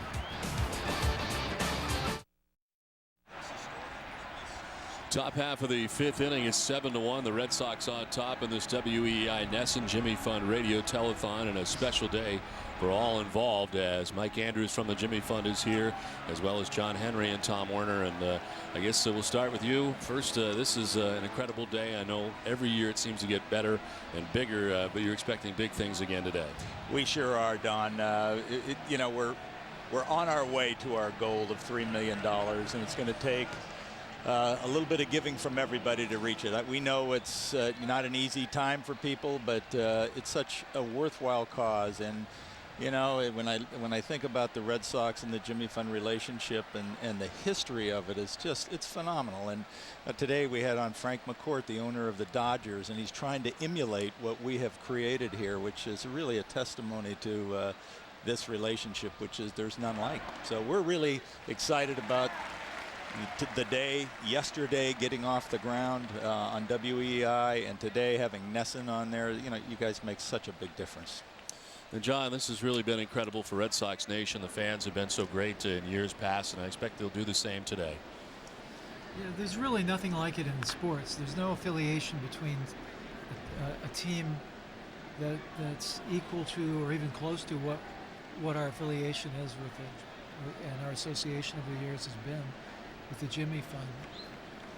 And Tom, the players' wives have done so much over the years too. This last a couple of weeks of the Pan Mass Challenge and everything else. Amazing how the Red Sox have been involved with the Jimmy Fund over the years from a player standpoint also. Well, the players have given, as you know, not just on the field but off the field. And just to say, echo what John is saying, is we're watching baseball today, but baseball is really secondary to the struggle that these people who have cancer are going through.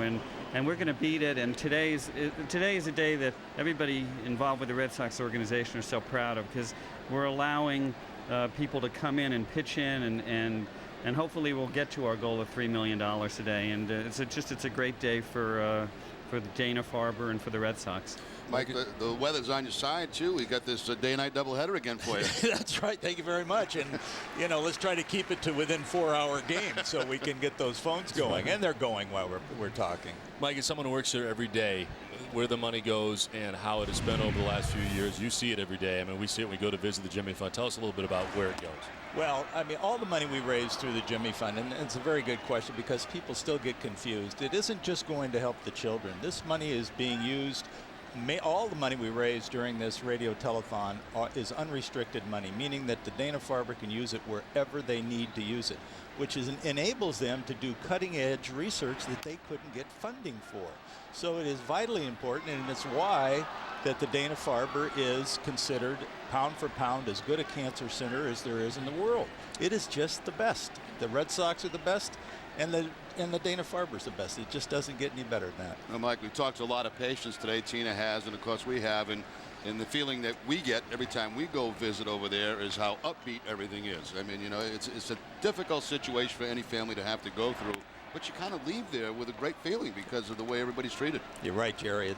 It's an amazing thing, and I can't even put my finger on it. I've been there 29 years, but there is a family feeling there that is unlike any other hospital that I've ever heard of. It's just that people really care. And, you know, as I always say, you know, as much as I love my Red Sox, and I don't love that right there, but, you know, that it is just absolutely, when you walk down that half a mile, which I do so often, you realize that although our hearts are here, what's happening down that half a mile is really life-changing. And we got to keep that in perspective sometimes. John, it's really been amazing how baseball has reached out to this effort every year, too, whether it be George Steinbrenner, even some Yankees fans like Donald Trump. It's amazing. Bud Selig today. It's incredible. It is. This is a national phenomenon, and I think what you're now working with the Dodgers and Frank McCourt, they could have similar success out there. And they're attacking some of the same things you're attacking, correct? Exactly. His grandfather was one of the owners of the Boston Braves when they created the Jimmy Fund, and he is determined to set up the exact same thing. So they're working with City of Hope and with LA Children's to give for cancer research. And I said, what a wonderful thing. What a tribute to the Red Sox and to Dana-Farber and the Jimmy Fund to think that we had such an impact that we could potentially create this new arm out on the West Coast. This one's in the center field for a base hit, a one-out single for Sean Figgins. And Tom, really this year the return of John Lester was so emotional here at Fenway Park, going through his own cancer battles. Well, everybody has some family member who's been touched by cancer, and John, of course, is part of the Red Sox family. And I think 30 years ago, the diagnosis that John had, he certainly would never have played baseball again, but it was life-threatening. And the fact that we've made these strides in cancer research, that he can not only recover from that, but pitch. It didn't matter to me. I'm sure it didn't matter to Red Sox fans whether he won or lost. What was remarkable was that he was there and that he pitched so brilliantly. But base hit here for Orlando Cabrera. Larry Lucchino has had his own battles throughout his life, also with cancer. That's right. In fact, Larry, I think, was diagnosed in Washington and came up to Dana-Farber because it was such a leading cancer center. So Larry recovered from cancer and is another great success story of the work that Dana-Farber does. And of course, it's always grown and grown with the Red Sox, you know, always being a major contributor, but now even more, the Pan Mass Challenge, all things with the Red Sox Foundation, just goes on and on. It's wonderful. You know, we're so proud of the Pan Mass Challenge, which is truly our golden parachute, so to speak, but it is, with the Red Sox Team 9 now, and their team is growing. I don't know how much Team 9 raised this year, but Stacy Lucchino kind of heads up that thing, and it's phenomenal. And that event, just what they raise is just phenomenal. And the Red Sox, of course, being a major sponsor of that over these many years, just helps us in every way.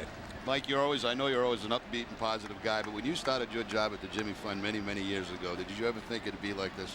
Jerry, I tell you, and I say this so many times, and I mean it from the bottom of my heart, when I started there, I never thought I would be hearing what our researchers and doctors are saying today, that within another decade, we could turn this into a chronic disease. It's going to take the private funding. This one into center field for a base hit for Vladimir Guerrero as the Angels play to run. Well, gentlemen, thank you so much for joining us today. And Mike, we wish you all the luck in the world. I'm sure you will indeed get that goal today. We'll get there. All right. Thank you, guys. Appreciate it very much. Thanks, Jerry. John. John. Well, the Angels here have grabbed a couple of runs in the fifth as Garrett Anderson knocks in a run. As the Red Sox enjoy a 7-3 lead. A couple of runs here for the Angels in the top of the fifth. Well, Buchholz, the average of 79 with the Paw Sox, 80 today.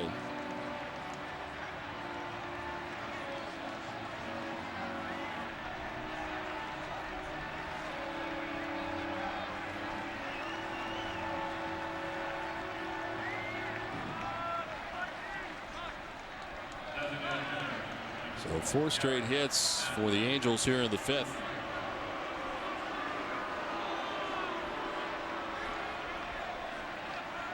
And here's Gary Matthews Jr., who's 0 for 2. He has struck out twice.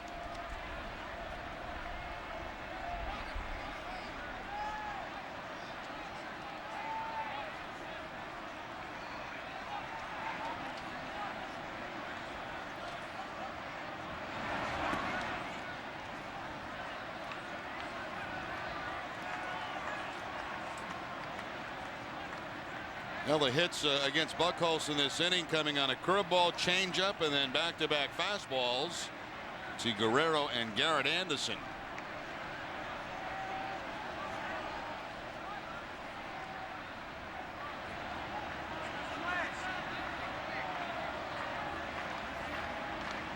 Matthews 0 for 2. He struck out twice today, both times swinging.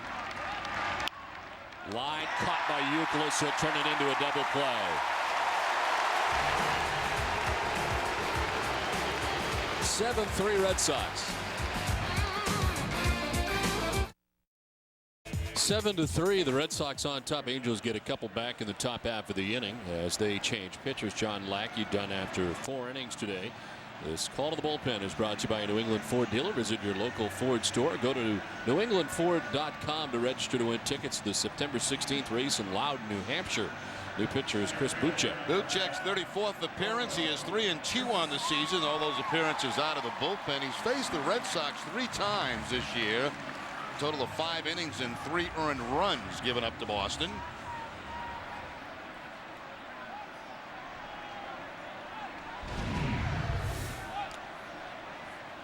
There's Coco Crisp to lead it off in the top of the fifth. Red Sox getting to John Lackey today. 15-game winner coming into today's effort. But roughed up right out of the gate. A 6-run first inning. He'd end up going 4 innings, 11 hits. 6 of the 7 runs are earned runs. He did not walk anybody.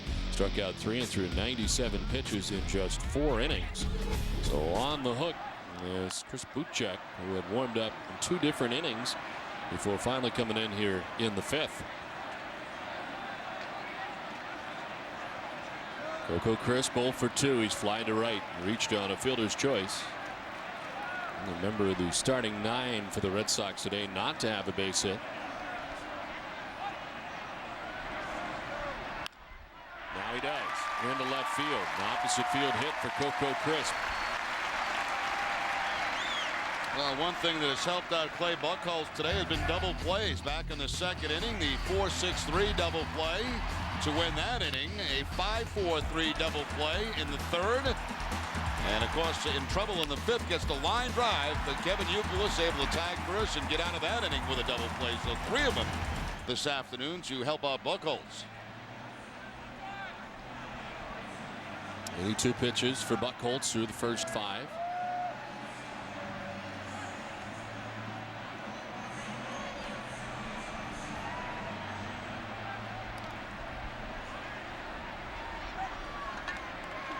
There's Jason Varitek, who took over for Doug Mirabelli after Mirabelli leaving with a calf problem.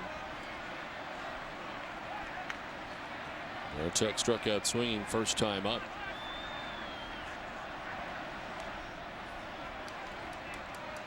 .21 steals for Coco Crisp. He's been caught 5 times.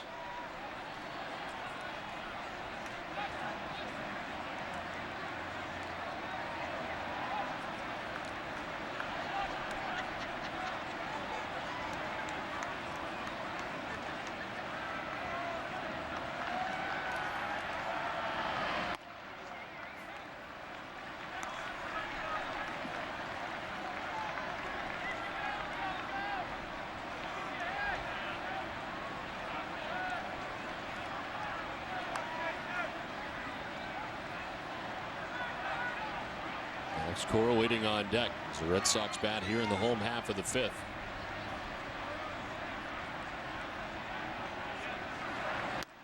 Swing and a miss, 1-1. Day baseball here in the American League being played at Fenway Park. And the National League Cubs hosting the Cardinals today. And good news for you, Don. The White Sox in Seattle. So after you do these 2 games tonight, you'll be able to catch the end of the Mariners game when you get home. More Mariners baseball. Who else is up there tonight? Who else can I watch? Kansas City will be at Oakland. You're not going to watch that. You're going to watch your M's. Yeah.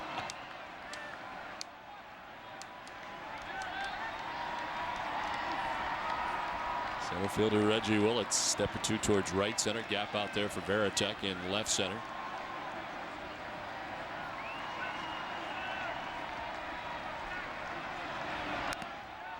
Fouled off. Home plate umpire Bruce Fleming. It took a while. It took 4 innings. But finally went off Bruce Fleming.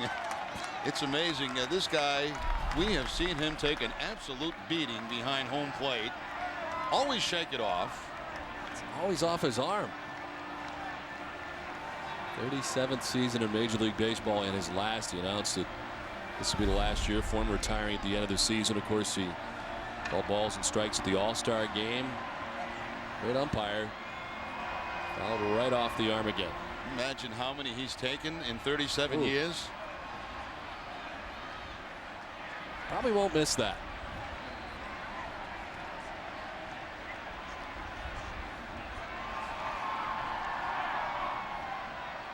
I think a balk's being called on Buchek as Fleming allows Coco Crisp to go to second base, and Mike Scioscia's wondering why. You can't come out and argue a balk, so you saw Fleming just tell him, go back to the dugout.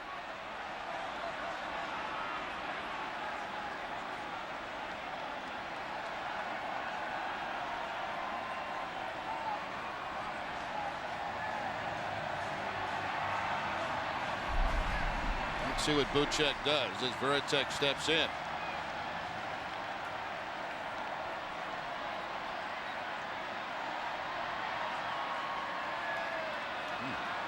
Oh, good. All it looked like he was doing was leaning in to see the sign.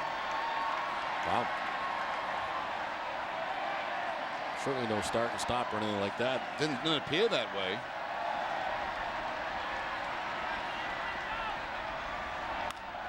Varitek reaches out, lifts it down the left field line. Anderson will make the catch in the corner. Down by the 3:10 marker, and back to second goes Crisp. Varitek retired for the first out of the inning.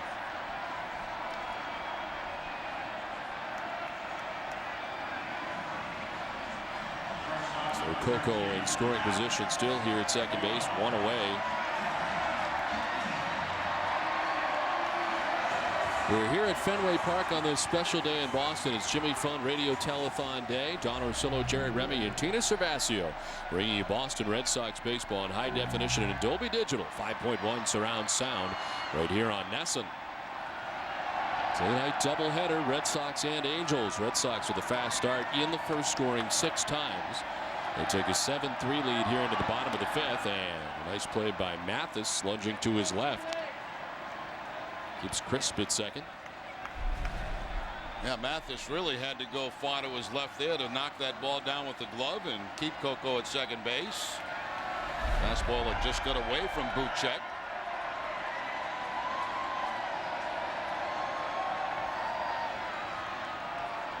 Cora's 1 for 2. He doubled to drive in a run in the first. He fouled out to the shortstop in the third. Buchek twisting off the backside, no throw.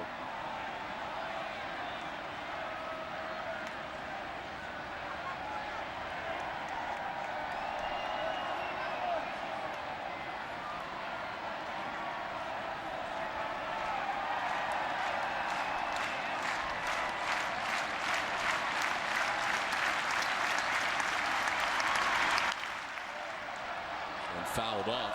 Let's check out the answer to our Aflac trivia question.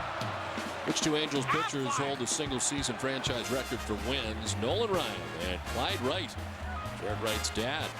1970 and 1974 for Ryan. 22. 7 Angels pitchers have won 20 games in a season. Those 22 coming 1 year before I joined the Angels and became a teammate of Nolan Ryan.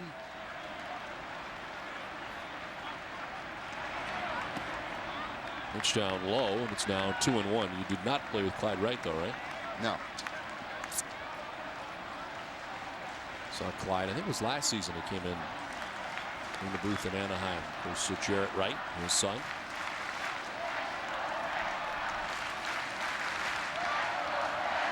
Coco Crisp at second base, 1 down.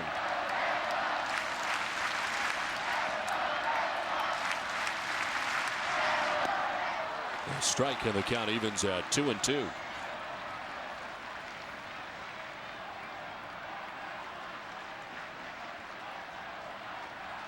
Red Sox are 38-21 at home at Fenway Park, the second best home winning percentage in the American League, only behind the Los Angeles Angels, who are 40-17 at Angels Stadium.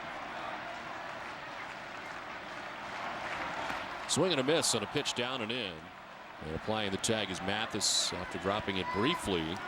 Buchek strikes out Cora for the second out of the inning. Good sharp breaking ball here by Buchek to pick up the strikeout against Cora. That ball down and in and off the plate. So Coco remains at second base after the fly ball out and the strikeout.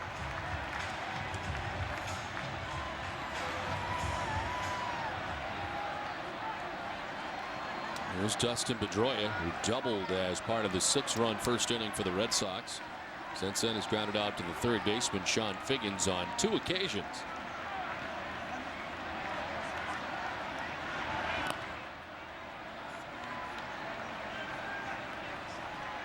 And both those ground ball outs by Pedroia on curveballs from John Lackey. It was a fastball he hit for the double, and then Lackey steady diet of breaking balls after that.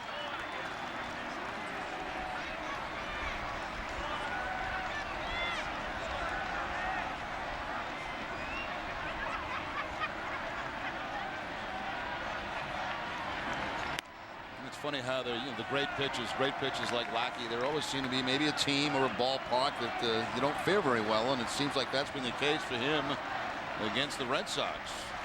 1-5 coming in today, and then Red Sox jumping on it for 6 early. You probably say, here we go again. I hate this place. You only heard that for so many years from David Wells, who had so much trouble pitching here, and of course then became a member of the Red Sox.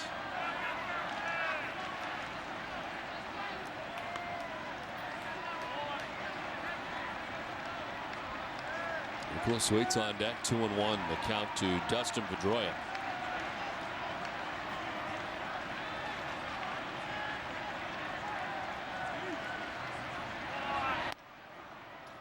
Inside, 3-1. Third split doubleheader of the season for the Red Sox. They won both games from Detroit on May 17th and then split the doubleheader against the Atlanta Braves on May 19th. The 3 split doubleheaders are the most at Fenway Park since 2002, and the Red Sox also played 3 that season. Pedroia lifts one down the right field line. Guerrero towards the seats onto the dirt of the track to make the catch that ends the inning. Leadoff single wasted by the Red Sox. It's a 7-3 Boston lead after 5. 7-3, the Red Sox on top as we head to the top half of the 6th inning. Clay Buchholz on the mound now, but Hideki Okajima warming up in the Red Sox pen here as we move to the top of the 6th inning. Casey Kochman leading it off, and a 2-for-2 showing today.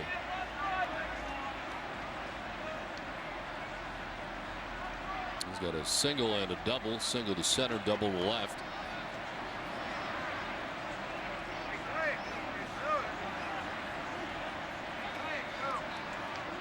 Seven hits for Los Angeles today. Down the first base line, off the glove of Youkilis. Fair balls. It'll kick into the seats, and a double for Casey Kochman, who's 3 for 3 on the afternoon. Well, Buchholz has been no mystery to Casey Kochman. A single and 2 doubles. As this ball goes right off the thumb part of the glove of Kevin Youkilis.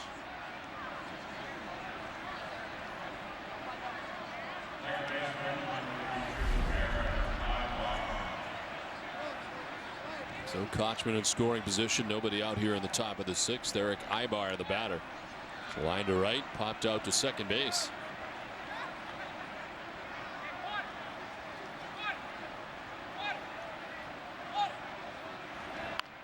Bunt down the first base line. Youkilis dives to the bag in front of Buchholz to get the out. On to third goes Kochman. That's really the only option it looked like that Youkilis had. I don't think if he gets it to the pitcher, he's going to be able to beat Ibar to the bag. So what Youkilis decides to do is dive for it. And he dives and he tags with the glove. Nice play by Kevin Youkilis. Pretty good drag bunt. But he didn't make Youkilis go far enough to his right. One more step to his right, he's got a base hit. So one down, Kochman at third base, and the pitch is a ball up high. Mathis walked in the second, grounded out to short in the 4th inning.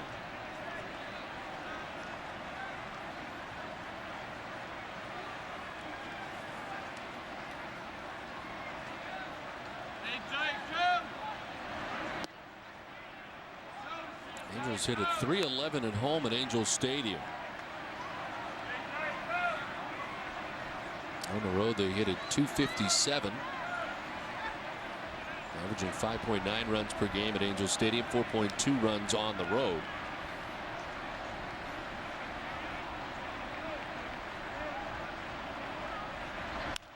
Mathis, it's a fly ball to center field, sending Chris back. Coco's there to make the catch, plenty deep enough for Kochman to tag and score the Angels' 4th run, and they're back within 3 now. It's 7-4 Boston. And they're pecking away, and making a ball game out of this, the Angels right now. Well, 6 different starts at Pawtucket. His high 94, average 79, and 88 so far today for a right-hander making his major league debut. And 2 outs in the 6th inning, and here's Reggie Willits, who was 0 for 2. He's grounded into a double play and struck out swinging. Double play's been big today for Clay Buchholz, as the Red Sox have been able to turn a total of 3 in the game.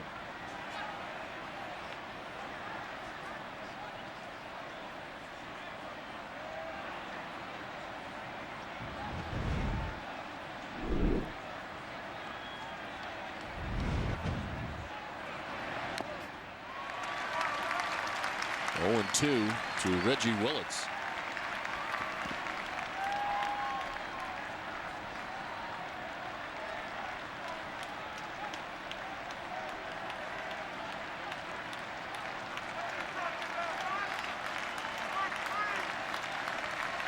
Top of the order, Sean Figgins waits on deck.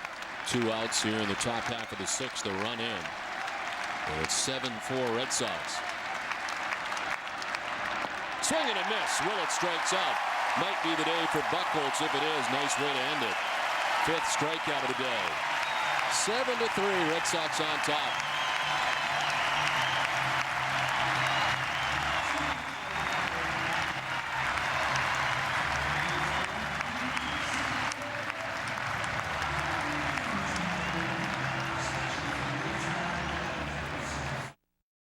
as the Jimmy Fund Telethon rolls along. Great to meet you, Elijah. Welcome. You as well. Good afternoon. How are you? Thank you. It's great to be here. Yeah. Really, really is. Special day today. I know for everybody involved, celebrities and everything, trying to get fans to donate today, and everybody out there. Yeah, it's amazingly important. Today is actually a special anniversary for my family. My aunt that I was named after from Brookline passed away from cancer in 1990. But it was kind of a special thing for the game to be happening today, and the Jimmy Fund has always been a part of our family, and it's just such an amazing thing to participate in and be a part of and donate towards. So happy to be here. Thank you. And you are from Watertown originally, Mm-hmm. home of Nesson World Headquarters, but you didn't know that. You just told me. This is news to me. Yeah, they're a neighbor of yours now. Yeah, that's interesting. Well, we've heard a lot of great stories today, and we'll continue to hear a lot of great stories how everyone seems to be affected by this terrible disease. Yeah. Yes. We have another friend from Watertown who's actually out in Los Angeles right now undergoing some treatment for some serious cancer, and she's staying with us out there. And so I left her to come here. I told her I'd be back soon, but she supported me. That's our friend Bonnie from Watertown. What could you say to the fans out there who might be listening today as to why they should donate and open up their hearts and wallets for that matter? You know, it's so important. I really feel, we have so much, and I think ultimately the first thing to be grateful for is your own health and the health in your family. And if you can put yourself in someone else's shoes and try and imagine, people suffering and people suffering from this disease, and just give a little, just a little bit, or tell a friend, or it's so important, and it really does save people's lives, and it can change people's lives. And I mean, that's as good a reason as any, I would imagine, and I think it's something everyone can relate to. It's kind of a universal goodwill. Now, are you a baseball fan and a Red Sox fan? I am. I've been living in LA about 8 years now, and so I have some loyalty to the LA Dodgers. Oh no! But it's different leagues, guys. So come on. Yeah, but that hits hard. Jerry's a big Dodger fan too. Oh yeah. Yeah. He doesn't often talk about it. It's kind of a secret thing, but I know he loves the Dodgers. Right. He's bleeds blue every now and again. Yeah, I'm a fan of one Dodger in particular. Really? So I can still keep my loyalty here, and I'm here. There's nothing like coming to a game with my father, and I love hearing all the fans in the stands. It's so funny. You don't get that so much at Dodger Stadium. I mean, talk about colorful characters. No, this is a little bit different than Dodger Stadium. It is so much fun. Now, getting back to that Dodger, who is it? Tommy Lasorda? How did you guess? You just blew our cover. Yeah, Renee Russo apparently dated Tommy Lasorda for a little while too. Really? Well, she didn't admit to it. Jerry asked her when she was with us. Wow. Yeah. Wow. So, well, that's just the first Dodger. Did you guys out her too? Yeah, we did, but she wouldn't admit to anything. You at least admitted. That, yeah. Me and Tommy. But what do you got coming up movie-wise? Anything going on right now for you? I do. I finished 4 films back-to-back last year. They're all kind of one. It was a Boston film. It was called On Broadway, and a lot of local actors were involved, and it premiered at the Boston Independent Film Festival, and I was here for that. I have 3 other films, and that are kind of finding their way in distribution in different festivals, and then I'm supposed to start a film in Sonoma at the end of the month in wine country. So things have been slow for you. Yeah, wow. No, things are going really well, and I'm really, I feel like it's a good time. Everyone kind of finds their good time, and mine seems to be right now. So. Well, where do you find it? Again, all the more reason to share your energy and your positive enthusiasm. I feel like in a position like this, and in a place like this, and on a day like today. Where do you find the time to watch your Dodgers?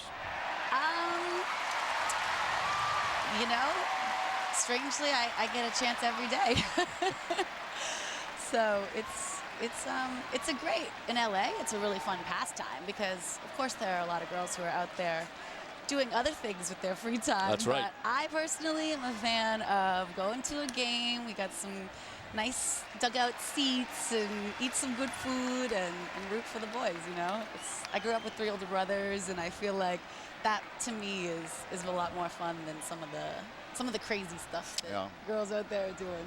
Well, Elijah So- Dushku, it is a pleasure to meet you. Thanks for coming up and supporting the Jimmy Fund today. I'm Thank you. so happy to be a part of this. And Take again, care. I just encourage everybody, and I really think it's wonderful that you guys are also involved, and it's a great job everyone's, rallying together. Thank you so much. Go Red Sox! It's great, great game. Red Sox on top 7-4 as they bat here in the last of the 6th inning. And 2-out base hit for Manny Ramirez. And now J.D. Drew lines it to center. Reggie Willits is there. He makes the catch. That ends the last half of the 6th. Red Sox on top 7-4 at the end of 6.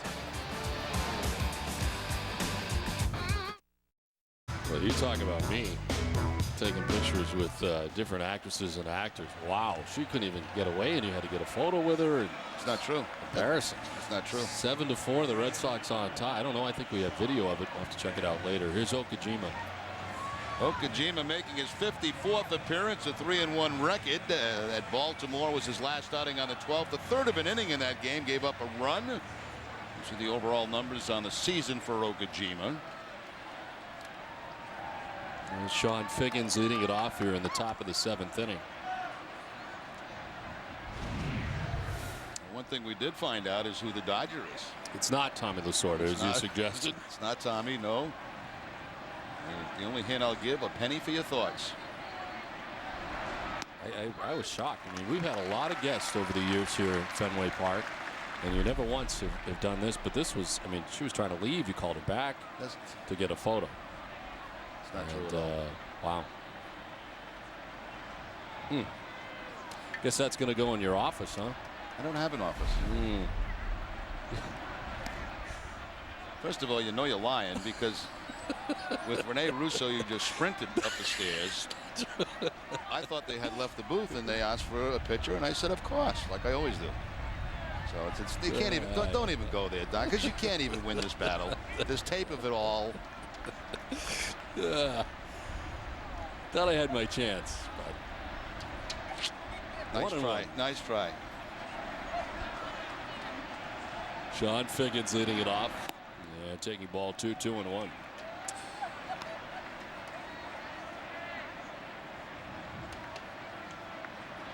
Figgins today has walked twice and singled. He's also scored 2 runs. Orlando Cabrera on deck as the Angels bat here in the top half of the 7th. Swing and a miss, and the count 2-2.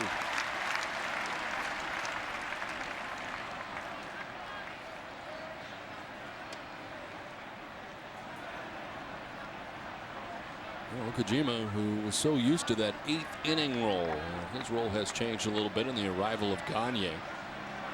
Is now working in the 7th inning today for the Red Sox, at least in game 1. Swing and a miss, strikes out Figgins to begin the 7th. Let's take a look back at the day for Clay Buchholz making his major league debut here at Fenway Park, and he leaves after 6 innings. A nice day for him. 5 strikeouts on the afternoon. We saw all of his pitches, got some help with double plays.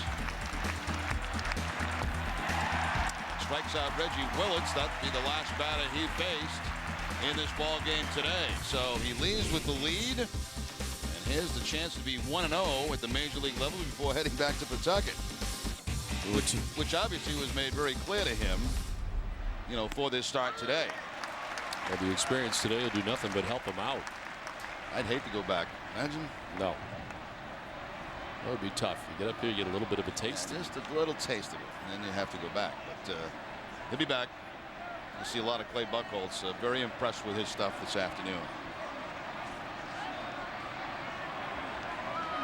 Orlando Cabrera is 1 for 3 as he taps it foul over by his own dugout.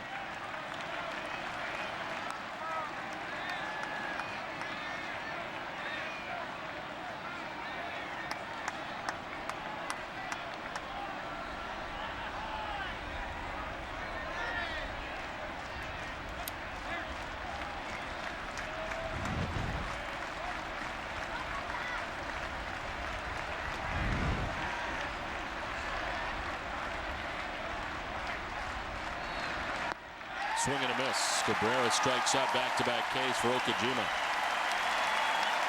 Split finger, the okie dokie from Okajima. So the first strikeout on a fastball of Figgins, this one on the splitter, and a good one down and away. Okajima now with the 49 strikeouts on the season.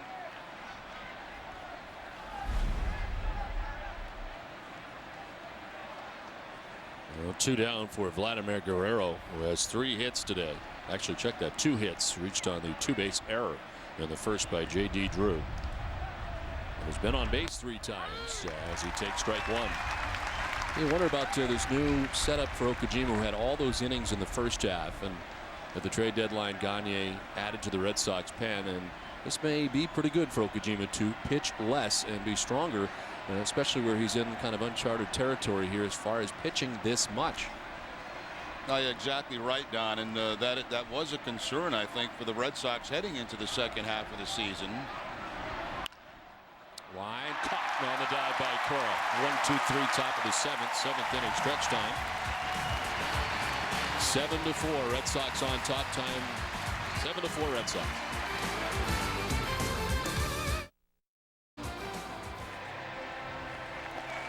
Now Okajima with a very strong 7th inning. We'll take a look at Orlando Cabrera's strikeout on 3 pitches. Gets the okie dokie down and away for the strikeout. That was Bob Store's easy as 1-2-3 strikeout. Bob Store's is your destination for Red Sox gear, top brand footwear, and casual clothing for the entire family. Bob Store's, the official apparel store of the Boston Red Sox. Well, the Angels asking for something from Chris Buchek after their starter John Lackey left after 4 innings. Buchek out there for his 3rd inning of relief after going the last 2 and quieting the Red Sox offense a tad in the 5th and 6th.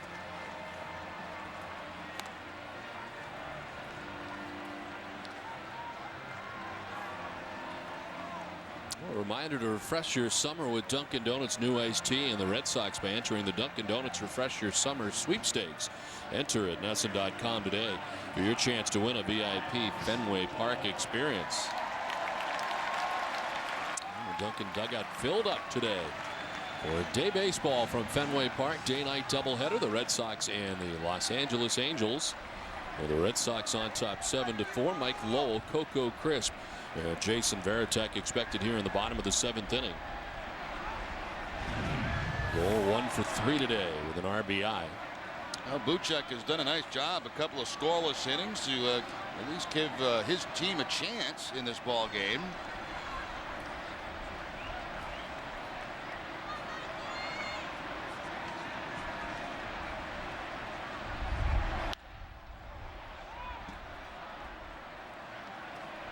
Let's check out the league leaders. They're brought to you by Olympia Sports, home RBIs.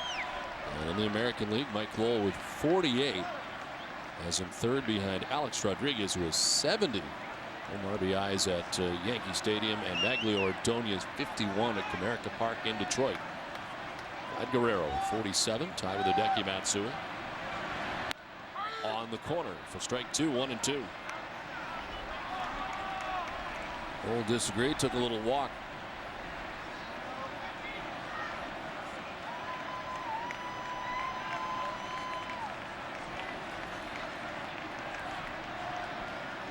Coco Crisp waiting on deck.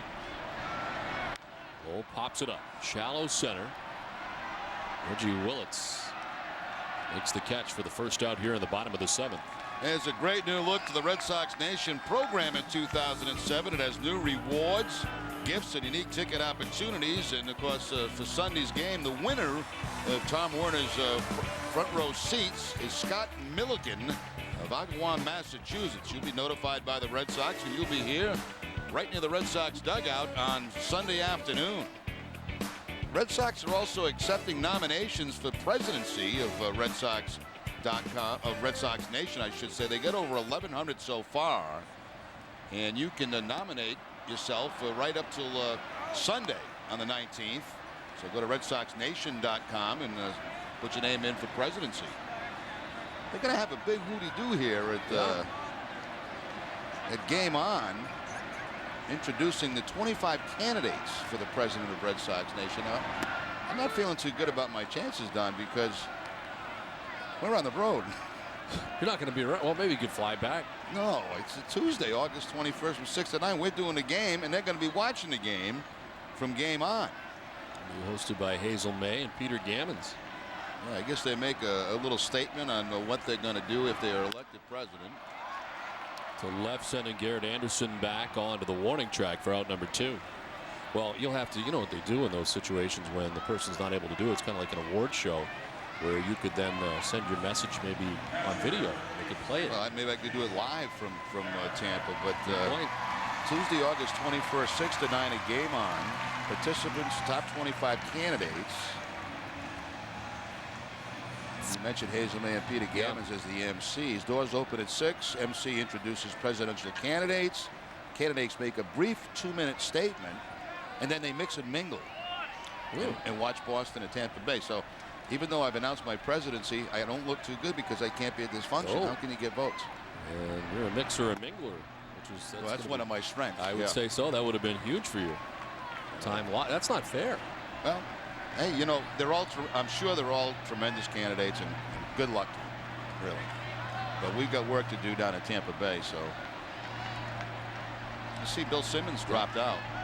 He has thrown his support behind Peter Gammons, if I'm not mistaken. Yeah, no, but Peter's going to be an MC, so my gut tells me Peter, as busy as he is, will probably drop out too. Really? I think. That would be major. He's got a lot to do, but Simmons, yeah. You saw him out in California. I did. I saw him in Los Angeles when we were there. Good guy. He is a good guy. He was with Gordon Eads. Yep. Known him a long time.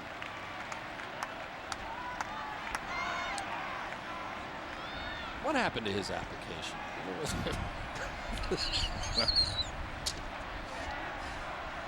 Can't seem to find it. 3-0 is popped up. Shallow left. Garrett Anderson in a few steps. Out number 3. 7 innings done, 7-4 Red Sox, but the big number, $1,744,000. I hope it goes up the rest of the day in this Jimmy Fun Day from Fenway.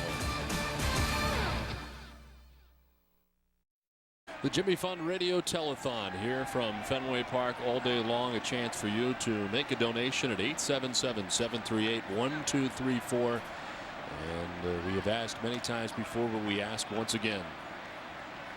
As they get closer to curing this terrible disease, as the Red Sox and Angels playing day-night doubleheader baseball today, and the Red Sox have a 7-4 lead as we head to the top of the 8th. More Hideki Okajima, a 1-2-3 7th on just 10 pitches, and a first pitch strike to Garrett Anderson. Out for his second inning, Okajima well rested, as we mentioned when he came into the game. The last time he worked was in Baltimore. That was on the 12th. So he's had plenty of rest. And now out for his second inning of work. Jonathan Papelbon loosening in the bullpen for Boston. Line just over the outstretched glove of Pedroia. And Anderson on with his second hit of the day. Boston Red Sox baseball on NESN is brought to you by New England Dodge dealers, Coors Light, and by your local Lincoln Mercury dealers.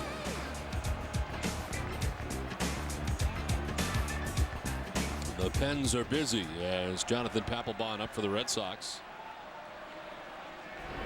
For the Angels, it's Greg Jones, a right-hander. They've gotten great work from Chris Buchek, who has eaten up 3 innings for them out of the pen after the starter John Lackey went 4. Gary Matthews Jr. turning around to bat from the right side now against the lefty in Okajima. And it's a ball outside.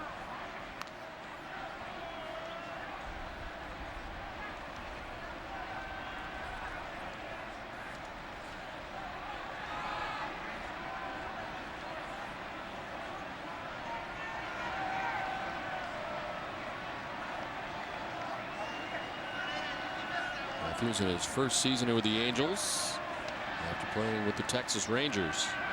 32 years old.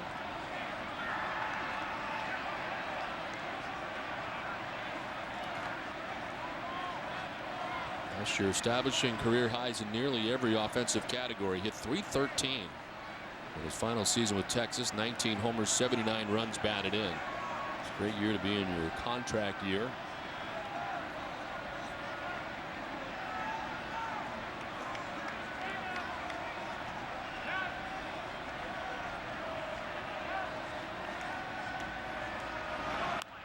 Fouls it off to the right. It's 2-1. Matthews' numbers much better from the left side of the plate. 293 left-handed, 210 right-handed, 3 home runs from the right side. His dad, Gary Matthews Sr., played 16 years in the majors, hit .281, hit 234 home runs during his time with the Giants, the Braves, Phillies, Cubs, and Mariners.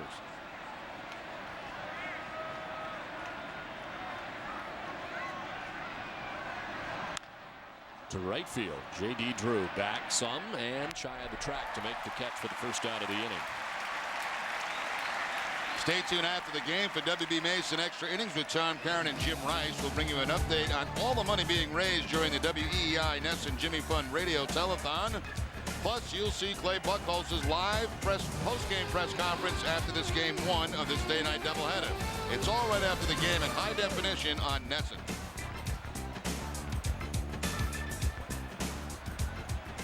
So 1 down, Garrett Anderson at first base. Clay Buchholz staying around to see how this one shakes down.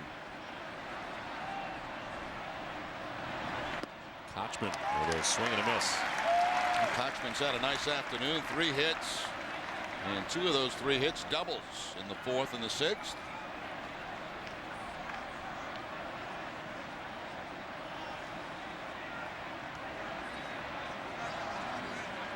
Nichols playing behind Garrett Anderson.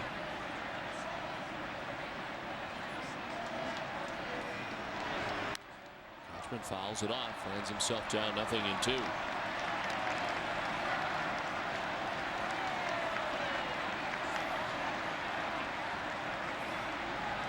Eric Ibar waits on deck.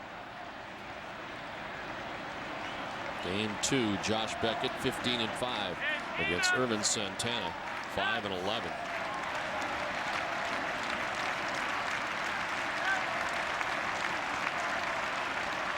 0-2.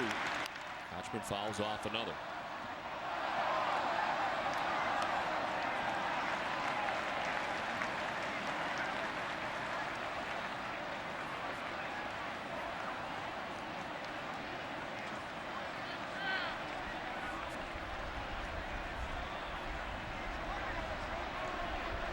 Okajima about to throw his 20th pitch since coming in.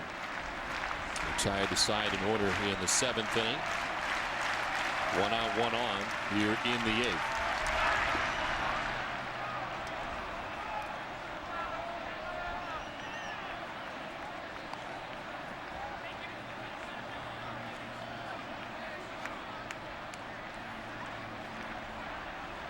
Prior to coming into this outing, he'd been charged with a run in consecutive outings for the first time all season.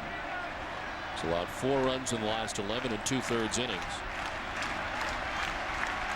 After we've gone 17 scoreless in the previous 15. This is for ball 2, 2-2. His first loss on August the 10th in Baltimore as he allowed a run in an inning into 3rd. Pitched on that last trip against the Angels on August 8th. He went an inning and a 3rd against Los Angeles, and he picked up his 3rd win in that game.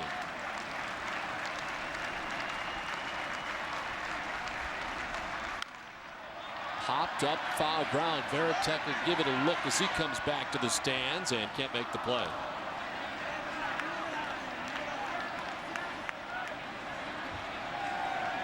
Well, great day today on NESN. Let's take a look at the schedule. WB Mason's extra innings will be along after the game. Granite City Electric's extra innings extra, and of course the Jimmy Fund Telethon all day.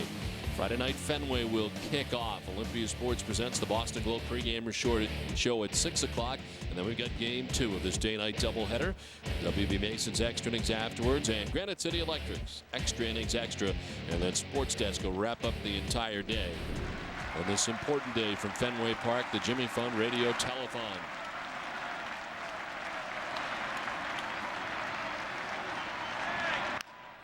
Right side by the diving Youkilis into right field as Anderson heads to second. First ever 4-hit performance for Casey Kotchman. Well, a good battle by Casey Kotchman put on against the left-hander. He gets the splitter from Okajima, and he finds that hole between first and second right by the glove of Kevin Youkilis. A 7-pitch at bat for Kotchman before getting his first 4-hit game. Well, the Angels have not gone away in this game. I thought it was going to be a Red Sox blowout. 6 runs in the very first inning. The Red Sox have only scored 1 time since then.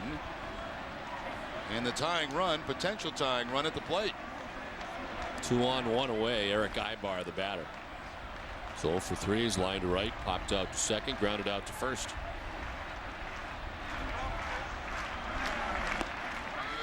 Pitch is strike. Ibar disagreeing. You can't believe it. That ball was, when he turned around to look at it, was almost on the ground.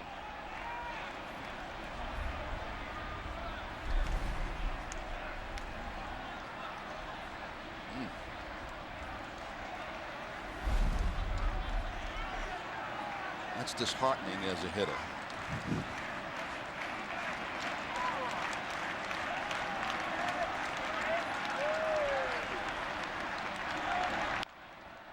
Rolls it foul outside of third and finds himself down 0-2. I'm sure when you were playing, you were able to let that kind of thing just go, like it didn't even happen, not even bother you. Didn't even bother me, Don. Just get back in the box and take a chance again.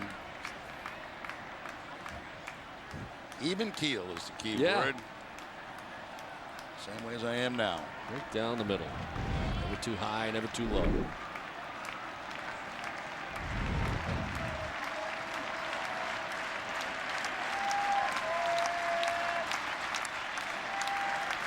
The 0-2 pitch. Swing and a miss. 3 strikeouts for Okajima, 2 down here in the 8th. Again, it's the splitter from Okajima, and of course that one call maybe gets Ibar to chase this. See something down, he figures he's got to go for it. So 2 of the 3 strikeouts coming on the splitter from Okajima.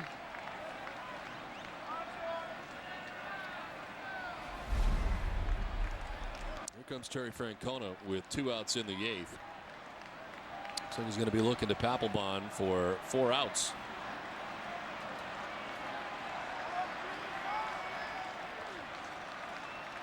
So Okajima goes an inning and 2/3, departs responsible for the 2 men on. Red Sox on top 7-4. It's Papelbon time.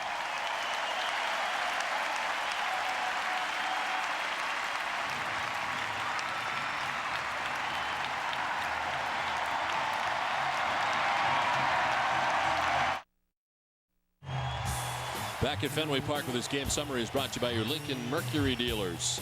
David Ortiz and the Red Sox got off to the fast start with a 6-run first inning. Big Papi hits a 2-run shot, his 20th of the season. And as part of that first inning, Doug Mirabelli getting injured as he was trying to score from second base, coming up with a calf problem. They made him leave the game. Jason Varitek's been in ever since. And the Major League debut for Clay Buchholz, who has a chance to grab his first Major League win, departing with the lead as he goes the first 6 innings in this game.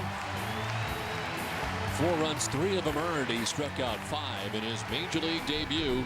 We've seen Okajima come in after him.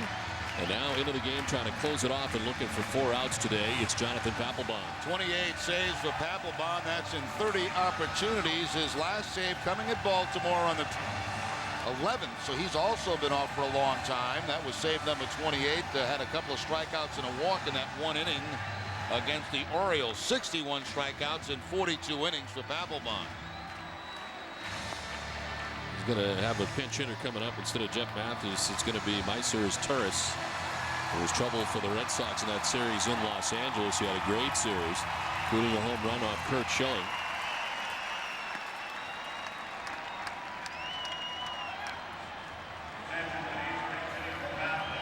Jeff Mathis had been 0 for 1 with a walk and a sacrifice fly, the catcher.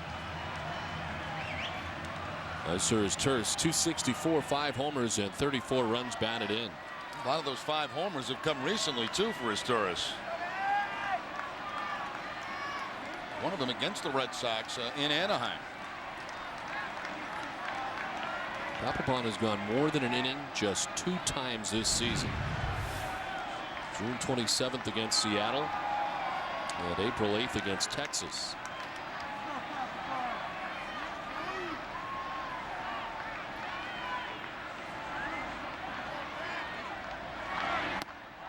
A strike to his turf. You read about the home runs. He has 4 home runs. 4 of his 5 home runs, I should say, have come in the last 15 games. Well, you see the approach by Terry Francona in game 1, going to Okajima and Papelbon, and for Papelbon to try to get 4 outs in this game. Gagne would be the closer, I would imagine, in game 2 if necessary. Crisp is back there to make the catch. It ends the inning. Angels strand a pair. We head to the last of the 8th, 7-4 Boston.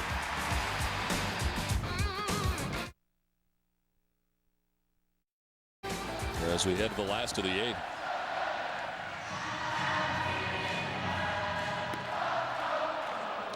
The new catcher is Ryan Buddy. New pitcher is Greg Jones. Jones making his 8th appearance of the season, recalled from Salt Lake on July the 24th. Second time he's been up with the Angels this season. He's only worked to 7 1/3 innings, 8 hits allowed, 3 walks and 4 strikeouts. And he's been in 3 games against the Red Sox. Does that sound right? I remember seeing him. I don't know if it's been that many times. I guess so. 3 innings pitched by Chris Buchek, who did a very nice job for the Angels, keeping it right where it was. 3 shutout innings for him. 2 hits, didn't walk anybody, struck out a batter, but he did a couple things, kept the Red Sox right there, and also was able to log 3 innings after the starter Lackey went just the first 4. So Mike Scioscia did not need to get into that bullpen too much after the starter only went 4 innings. Cora 1 for 3 from the 9 spot. The Red Sox ordered double and an RBI. It's a fly ball, shallow left center. Willett's coming on for the first out of the inning. We're here at Fenway Park in Boston. Don Orsillo, Jerry Remy, and Tina Savasio bringing you Boston Red Sox baseball in high definition and a Dolby Digital 5.1 surround sound on NESN. 7-4 Red Sox on top. Out hitting the Angels 13-10, and on this Jimmy Fund Radio Telethon Day, these are the really important numbers. And so far, 1.744, 743. And the goal today to get to $3 million.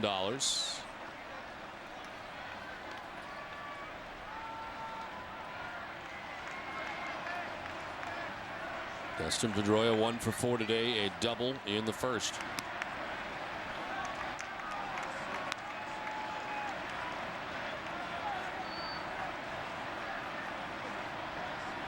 Red Sox scoring 6 times in the first inning. They'd add a run in the 4th. Angels have chipped away a run in the first, 2 in the 5th, 1 in the 6th inning. On the corner for strike 2 and 1.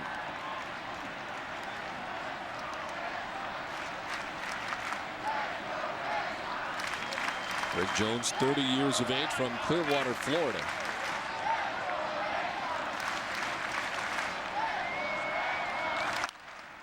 Fouled off to the right. Ooh, right in and out of the television booth of the Angels, I believe. Mark Gubicza. Yep. Jose Mota. Look out, Gooby. Oh. See, that's one of those where it's too hot to handle. Yeah, why bother? Yeah. But it almost got him coming back off the wall. Gubicza a tremendous pitcher with the Kansas City Royals. Pedroia straightens it out this time to deep left field, and that's gone into the monster seats. 6th home run of the year for the Red Sox rookie second baseman.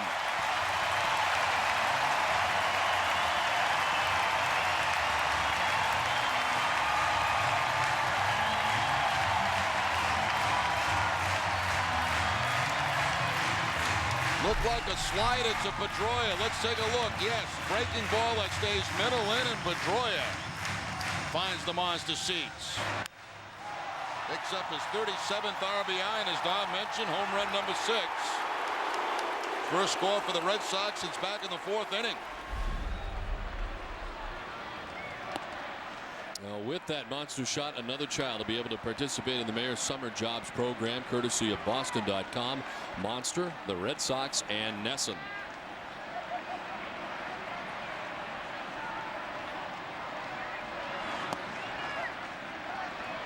Youkilis ahead in the count, 2-0. Struck out in the first, fly to right. In the second, singled and scored in the 4th. Fly to left in the 6th inning.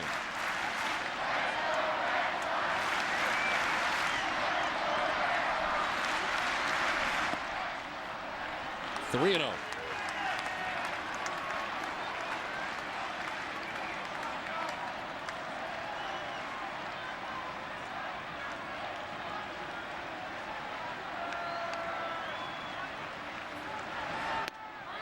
There's a strike 3-1 from Greg Jones.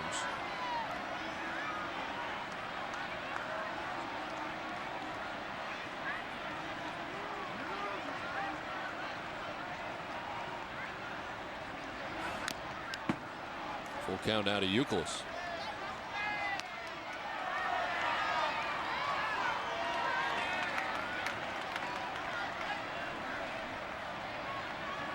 Jones got called up from AAA Salt Lake on April 13th when Kelvin Escobar was placed on the DL for the first time.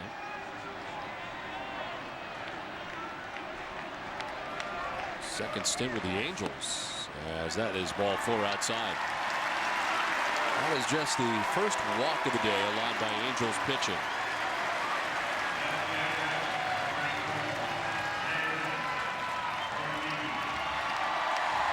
This represents the states that have called in to make donations across the country. So we need to hear from Nevada, Utah, Montana.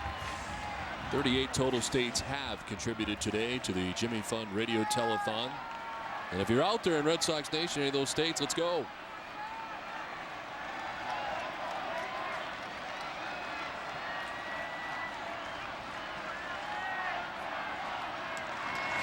Ortiz sending it foul off to the left.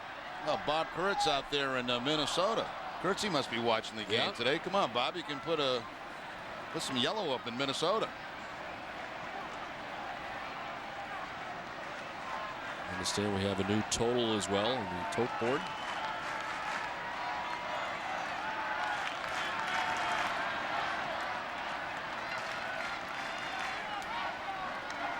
.8 now. 49.046.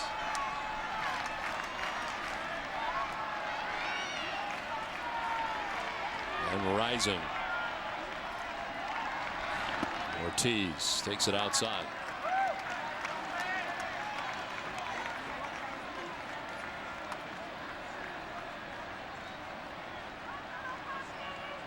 And Ramirez waits on deck.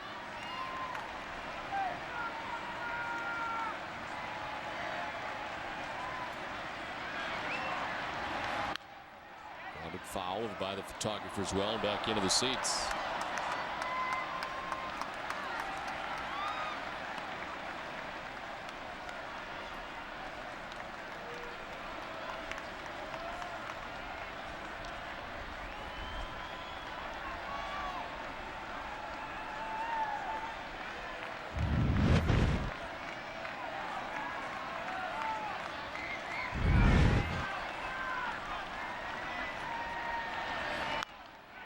Flares it foul again.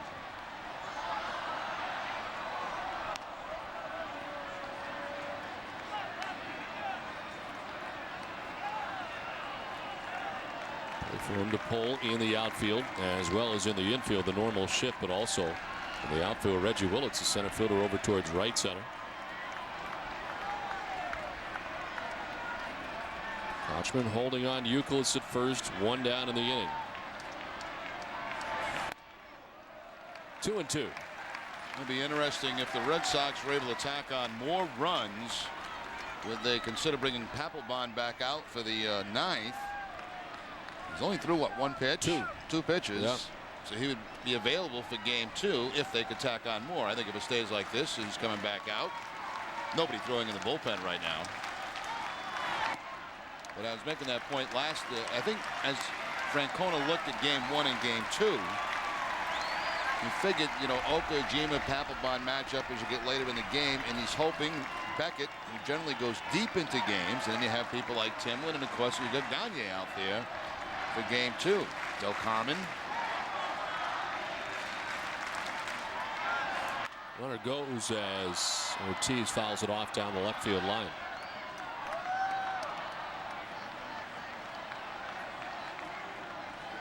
A 7-pitch at bat so far for David Ortiz. Well, that would be in line with the thinking that really the Red Sox, the approach they have taken all season long with dealing with Papelbon. In back-to-back days and outings, I can't imagine that they would use him twice in the same day based on what they've done so far.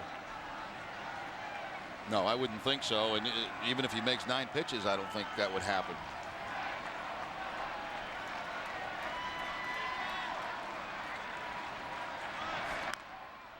Grounded foul.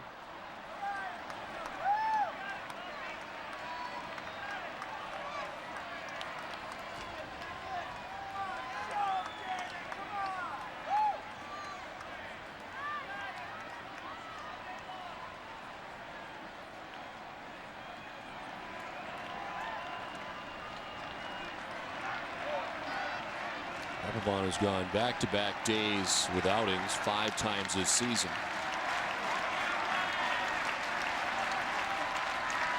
Youkilis off. Ortiz grounds it right side. Ibar from the outfield grass throws out Big Poppy, but because they started the runner, they get just the 1 out, and Youkilis now at second base. That's a pretty nice play there by Eric Ibar, the second baseman. This ball hit pretty high with some topspin, and Ibar, you can see that runner go in front of him. Makes the play in the outfield grass and gets the out at first base. The ball was by him.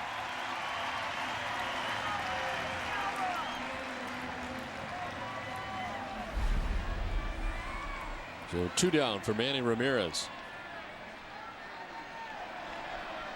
A single in the first, hit by a pitch in the second, fouled out in the fourth, single in the 6th inning. A couple of hits today, 14 for the Red Sox.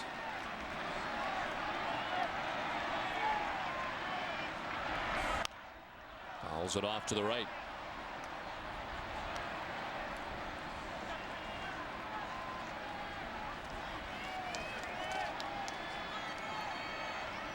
Angels in the midst of a 7-game, 6-day road trip. It started in Toronto.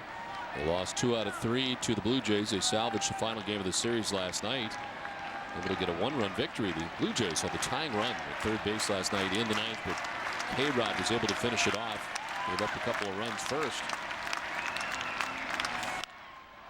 Fly ball skied down the right field line back into the seats.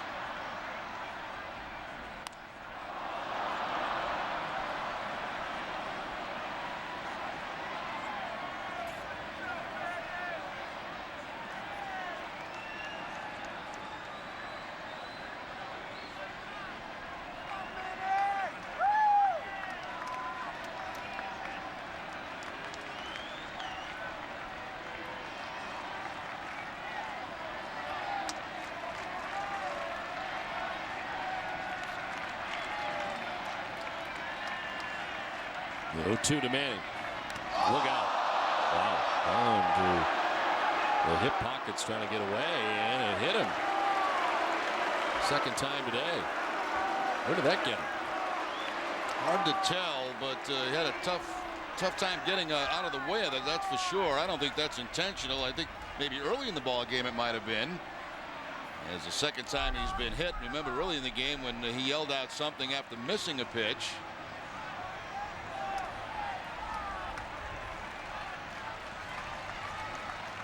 Maybe the hand. I'm not really sure where that got Ramirez. This is earlier today when Lackey got him just on the uniform top, but I don't think John was real happy about Manny swinging at a pitch and yelling out. How do I say this? Something that pitchers don't really like to hear because he missed the pitch. Second time in his career that he's been hit twice in a game. July 18th of 2002, the first time.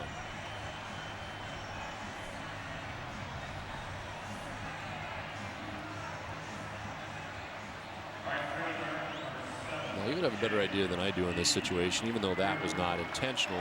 Your star or one of them have been hit twice. Generally, does that not bring a retaliation back in some form at some point? It depends how you feel. If you feel that they were intentional or not. I mean, you know, the first one got him off the uniform. Jones is having all kind of troubles out there. It's hard to read his mind what he was thinking. To the trouble he's having, I doubt very much he'd want to do that. He's way ahead in the count.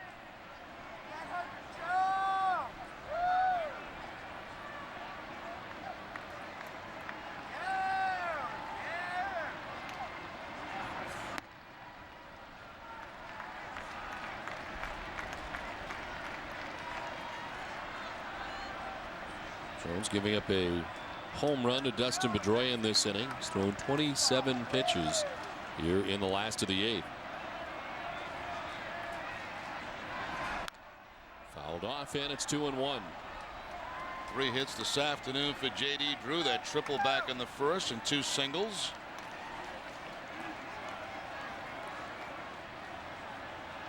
He's hit at a .469 clip over the last 13 games.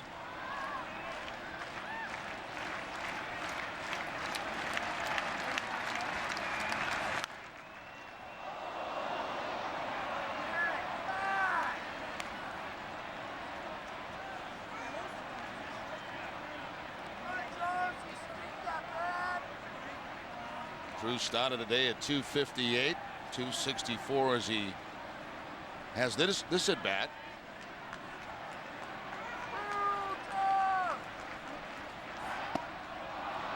Swing and a miss, and Jones strikes out Drew to end the inning. Red Sox add a run on the home run by Pedroia. It's 8-4 Boston.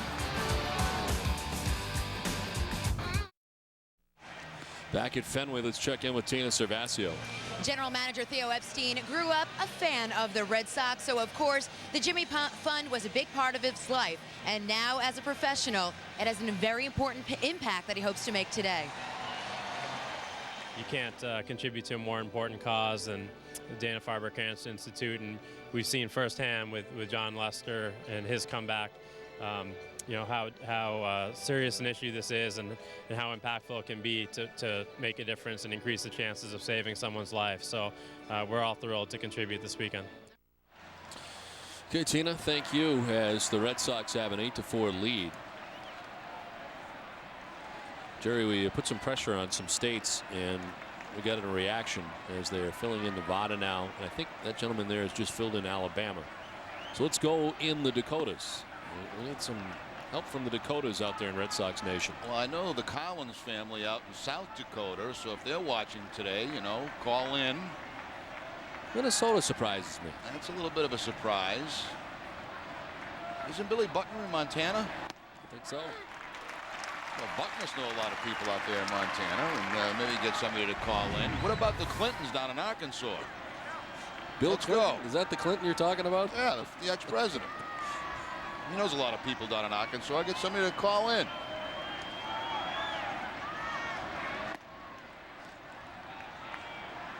And Jonathan Papelbon threw just 2 pitches to get the final out of the 8th, getting Mysura's Turris to fly out. Deals with Reggie Willits here in the 9th. Red Sox on top by 4, 8-4.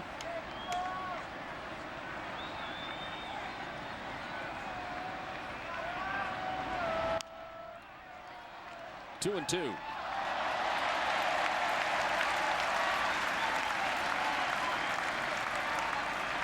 Well, it's 0 for 3 from the number 9 spot in the Angels' order today. He's grounded into a double play and struck out swinging twice. Papelbon trying to finish it off for Clay Buchholz in his major league debut. A chance to grab his first victory in the big leagues.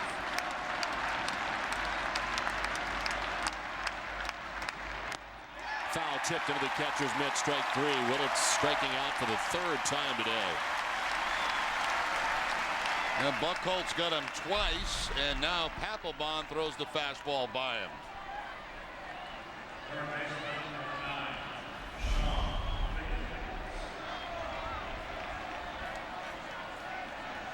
So 1 down. Here's Sean Figgins, who's been on base 3 times today. Well, I got an idea. Kevin Garnett, right? Yeah. He knows a lot of people in Minnesota. That's right. Call somebody.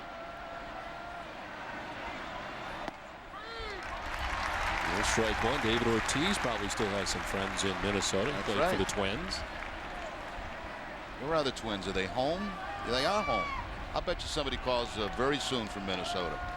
They're playing against Texas at home. They're probably at the ballpark right now. Kaysen Gabbard scheduled to pitch there. I bet you Minnesota's on the board within 10 minutes. You know the Twins are in the clubhouse watching the game. If they're getting our feed, somebody there's going to call. They're a great bunch of guys.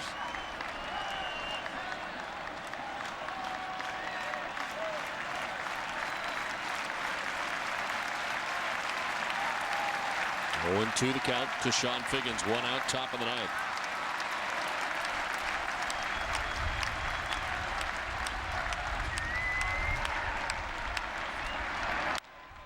Fly ball down the left field line. Should get back into the seats and will.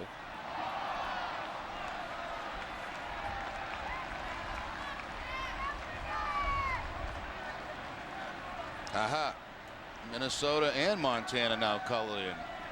How about North Dakota? North Dakota. Come on. The Collins family in South Dakota. You got to be watching, Davey. Come on.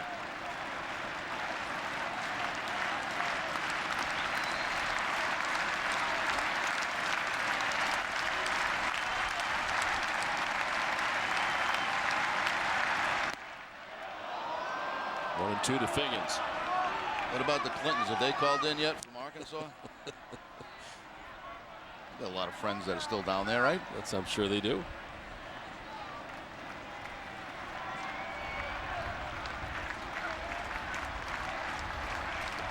Both teams in double figures in hits. Red Sox out hitting the Angels 14 to 10. 1 out in the 9th. Strike 3. Back-to-back strikeouts for Papelbon. Figgins walking away, shaking his head. 2 down. Now Papelbon nasty on that outside corner with the fastball. 63 strikeouts now on the season for Papelbon. Right into the mitt. Jason Varitek.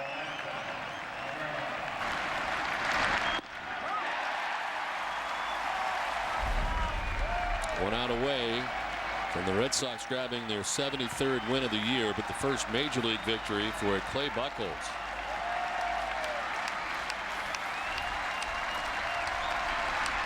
Cabrera takes ball 1 high. Orlando popped to short in the first, grounded into a 5-4-3 double play in the 3rd. Singleton scored in the 5th, struck out swinging in the 7th.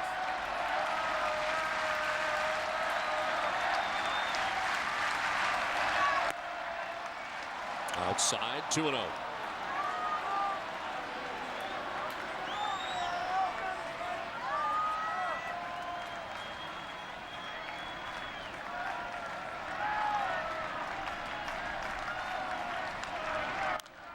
Popped up.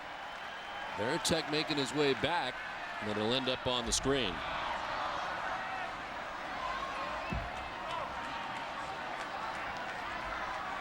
That'll be interesting also as to whether or not the Red Sox make a move for a catcher in game 2 on very short notice, with Mirabelli leaving the game in the 1st with a calf problem. Tina Savasio will have all the post-game reaction and maybe the moves.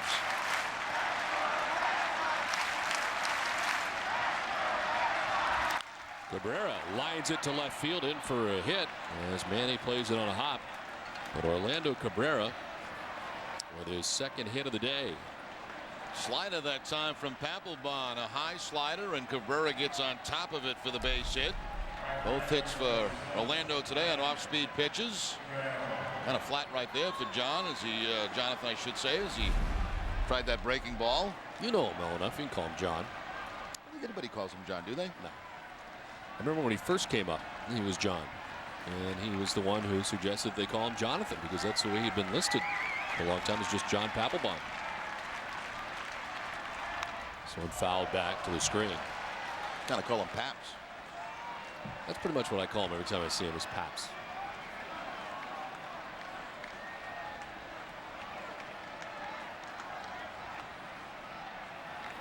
Dealing with Vladimir Guerrero with 2 outs and a runner at first base. Buchholz looks on, hoping that Papelbon can close the door on the Angels.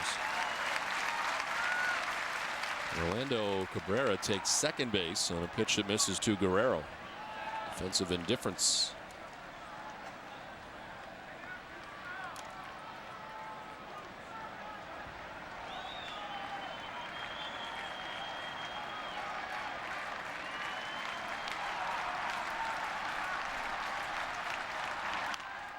Fouled off to the right, and it's 1-2. Angels down to their last strike.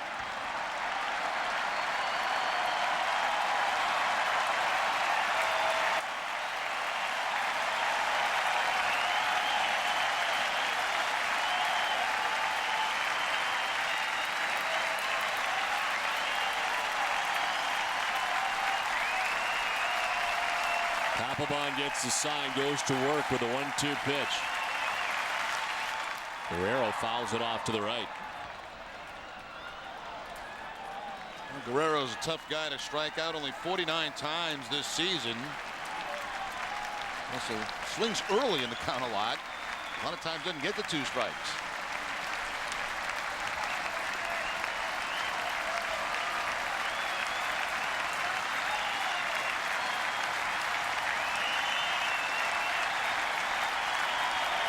A 1-2 pitch. Held up, and it's 2-2. Thought about it. Not much that Vladimir does not think about. He is as free swinging gets, and he will chase. 2-2 the count.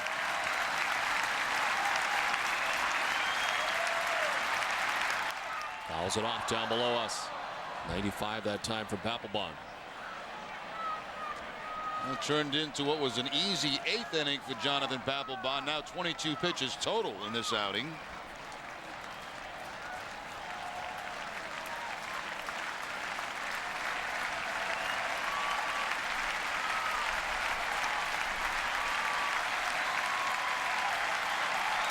Two to Guerrero. Fly ball to center field, struck well, sending Chris back towards the triangle to make the catch. Red Sox win. First Major League victory for Clay Buchholz in his Major League debut, able to beat the Los Angeles Angels of Anaheim. Much to the delight of his family. His dad, of course, here at the ballpark today. As they look on, their son a victor in the Major Leagues for the first time, as Clay Buchholz, in a 6-inning effort today, able to grab the victory for the Red Sox as they beat the Angels in game 1 of this day-night doubleheader, banging out 14 hits and winning the first game today. A final of 8-4 as Papelbon finishes it off for Boston.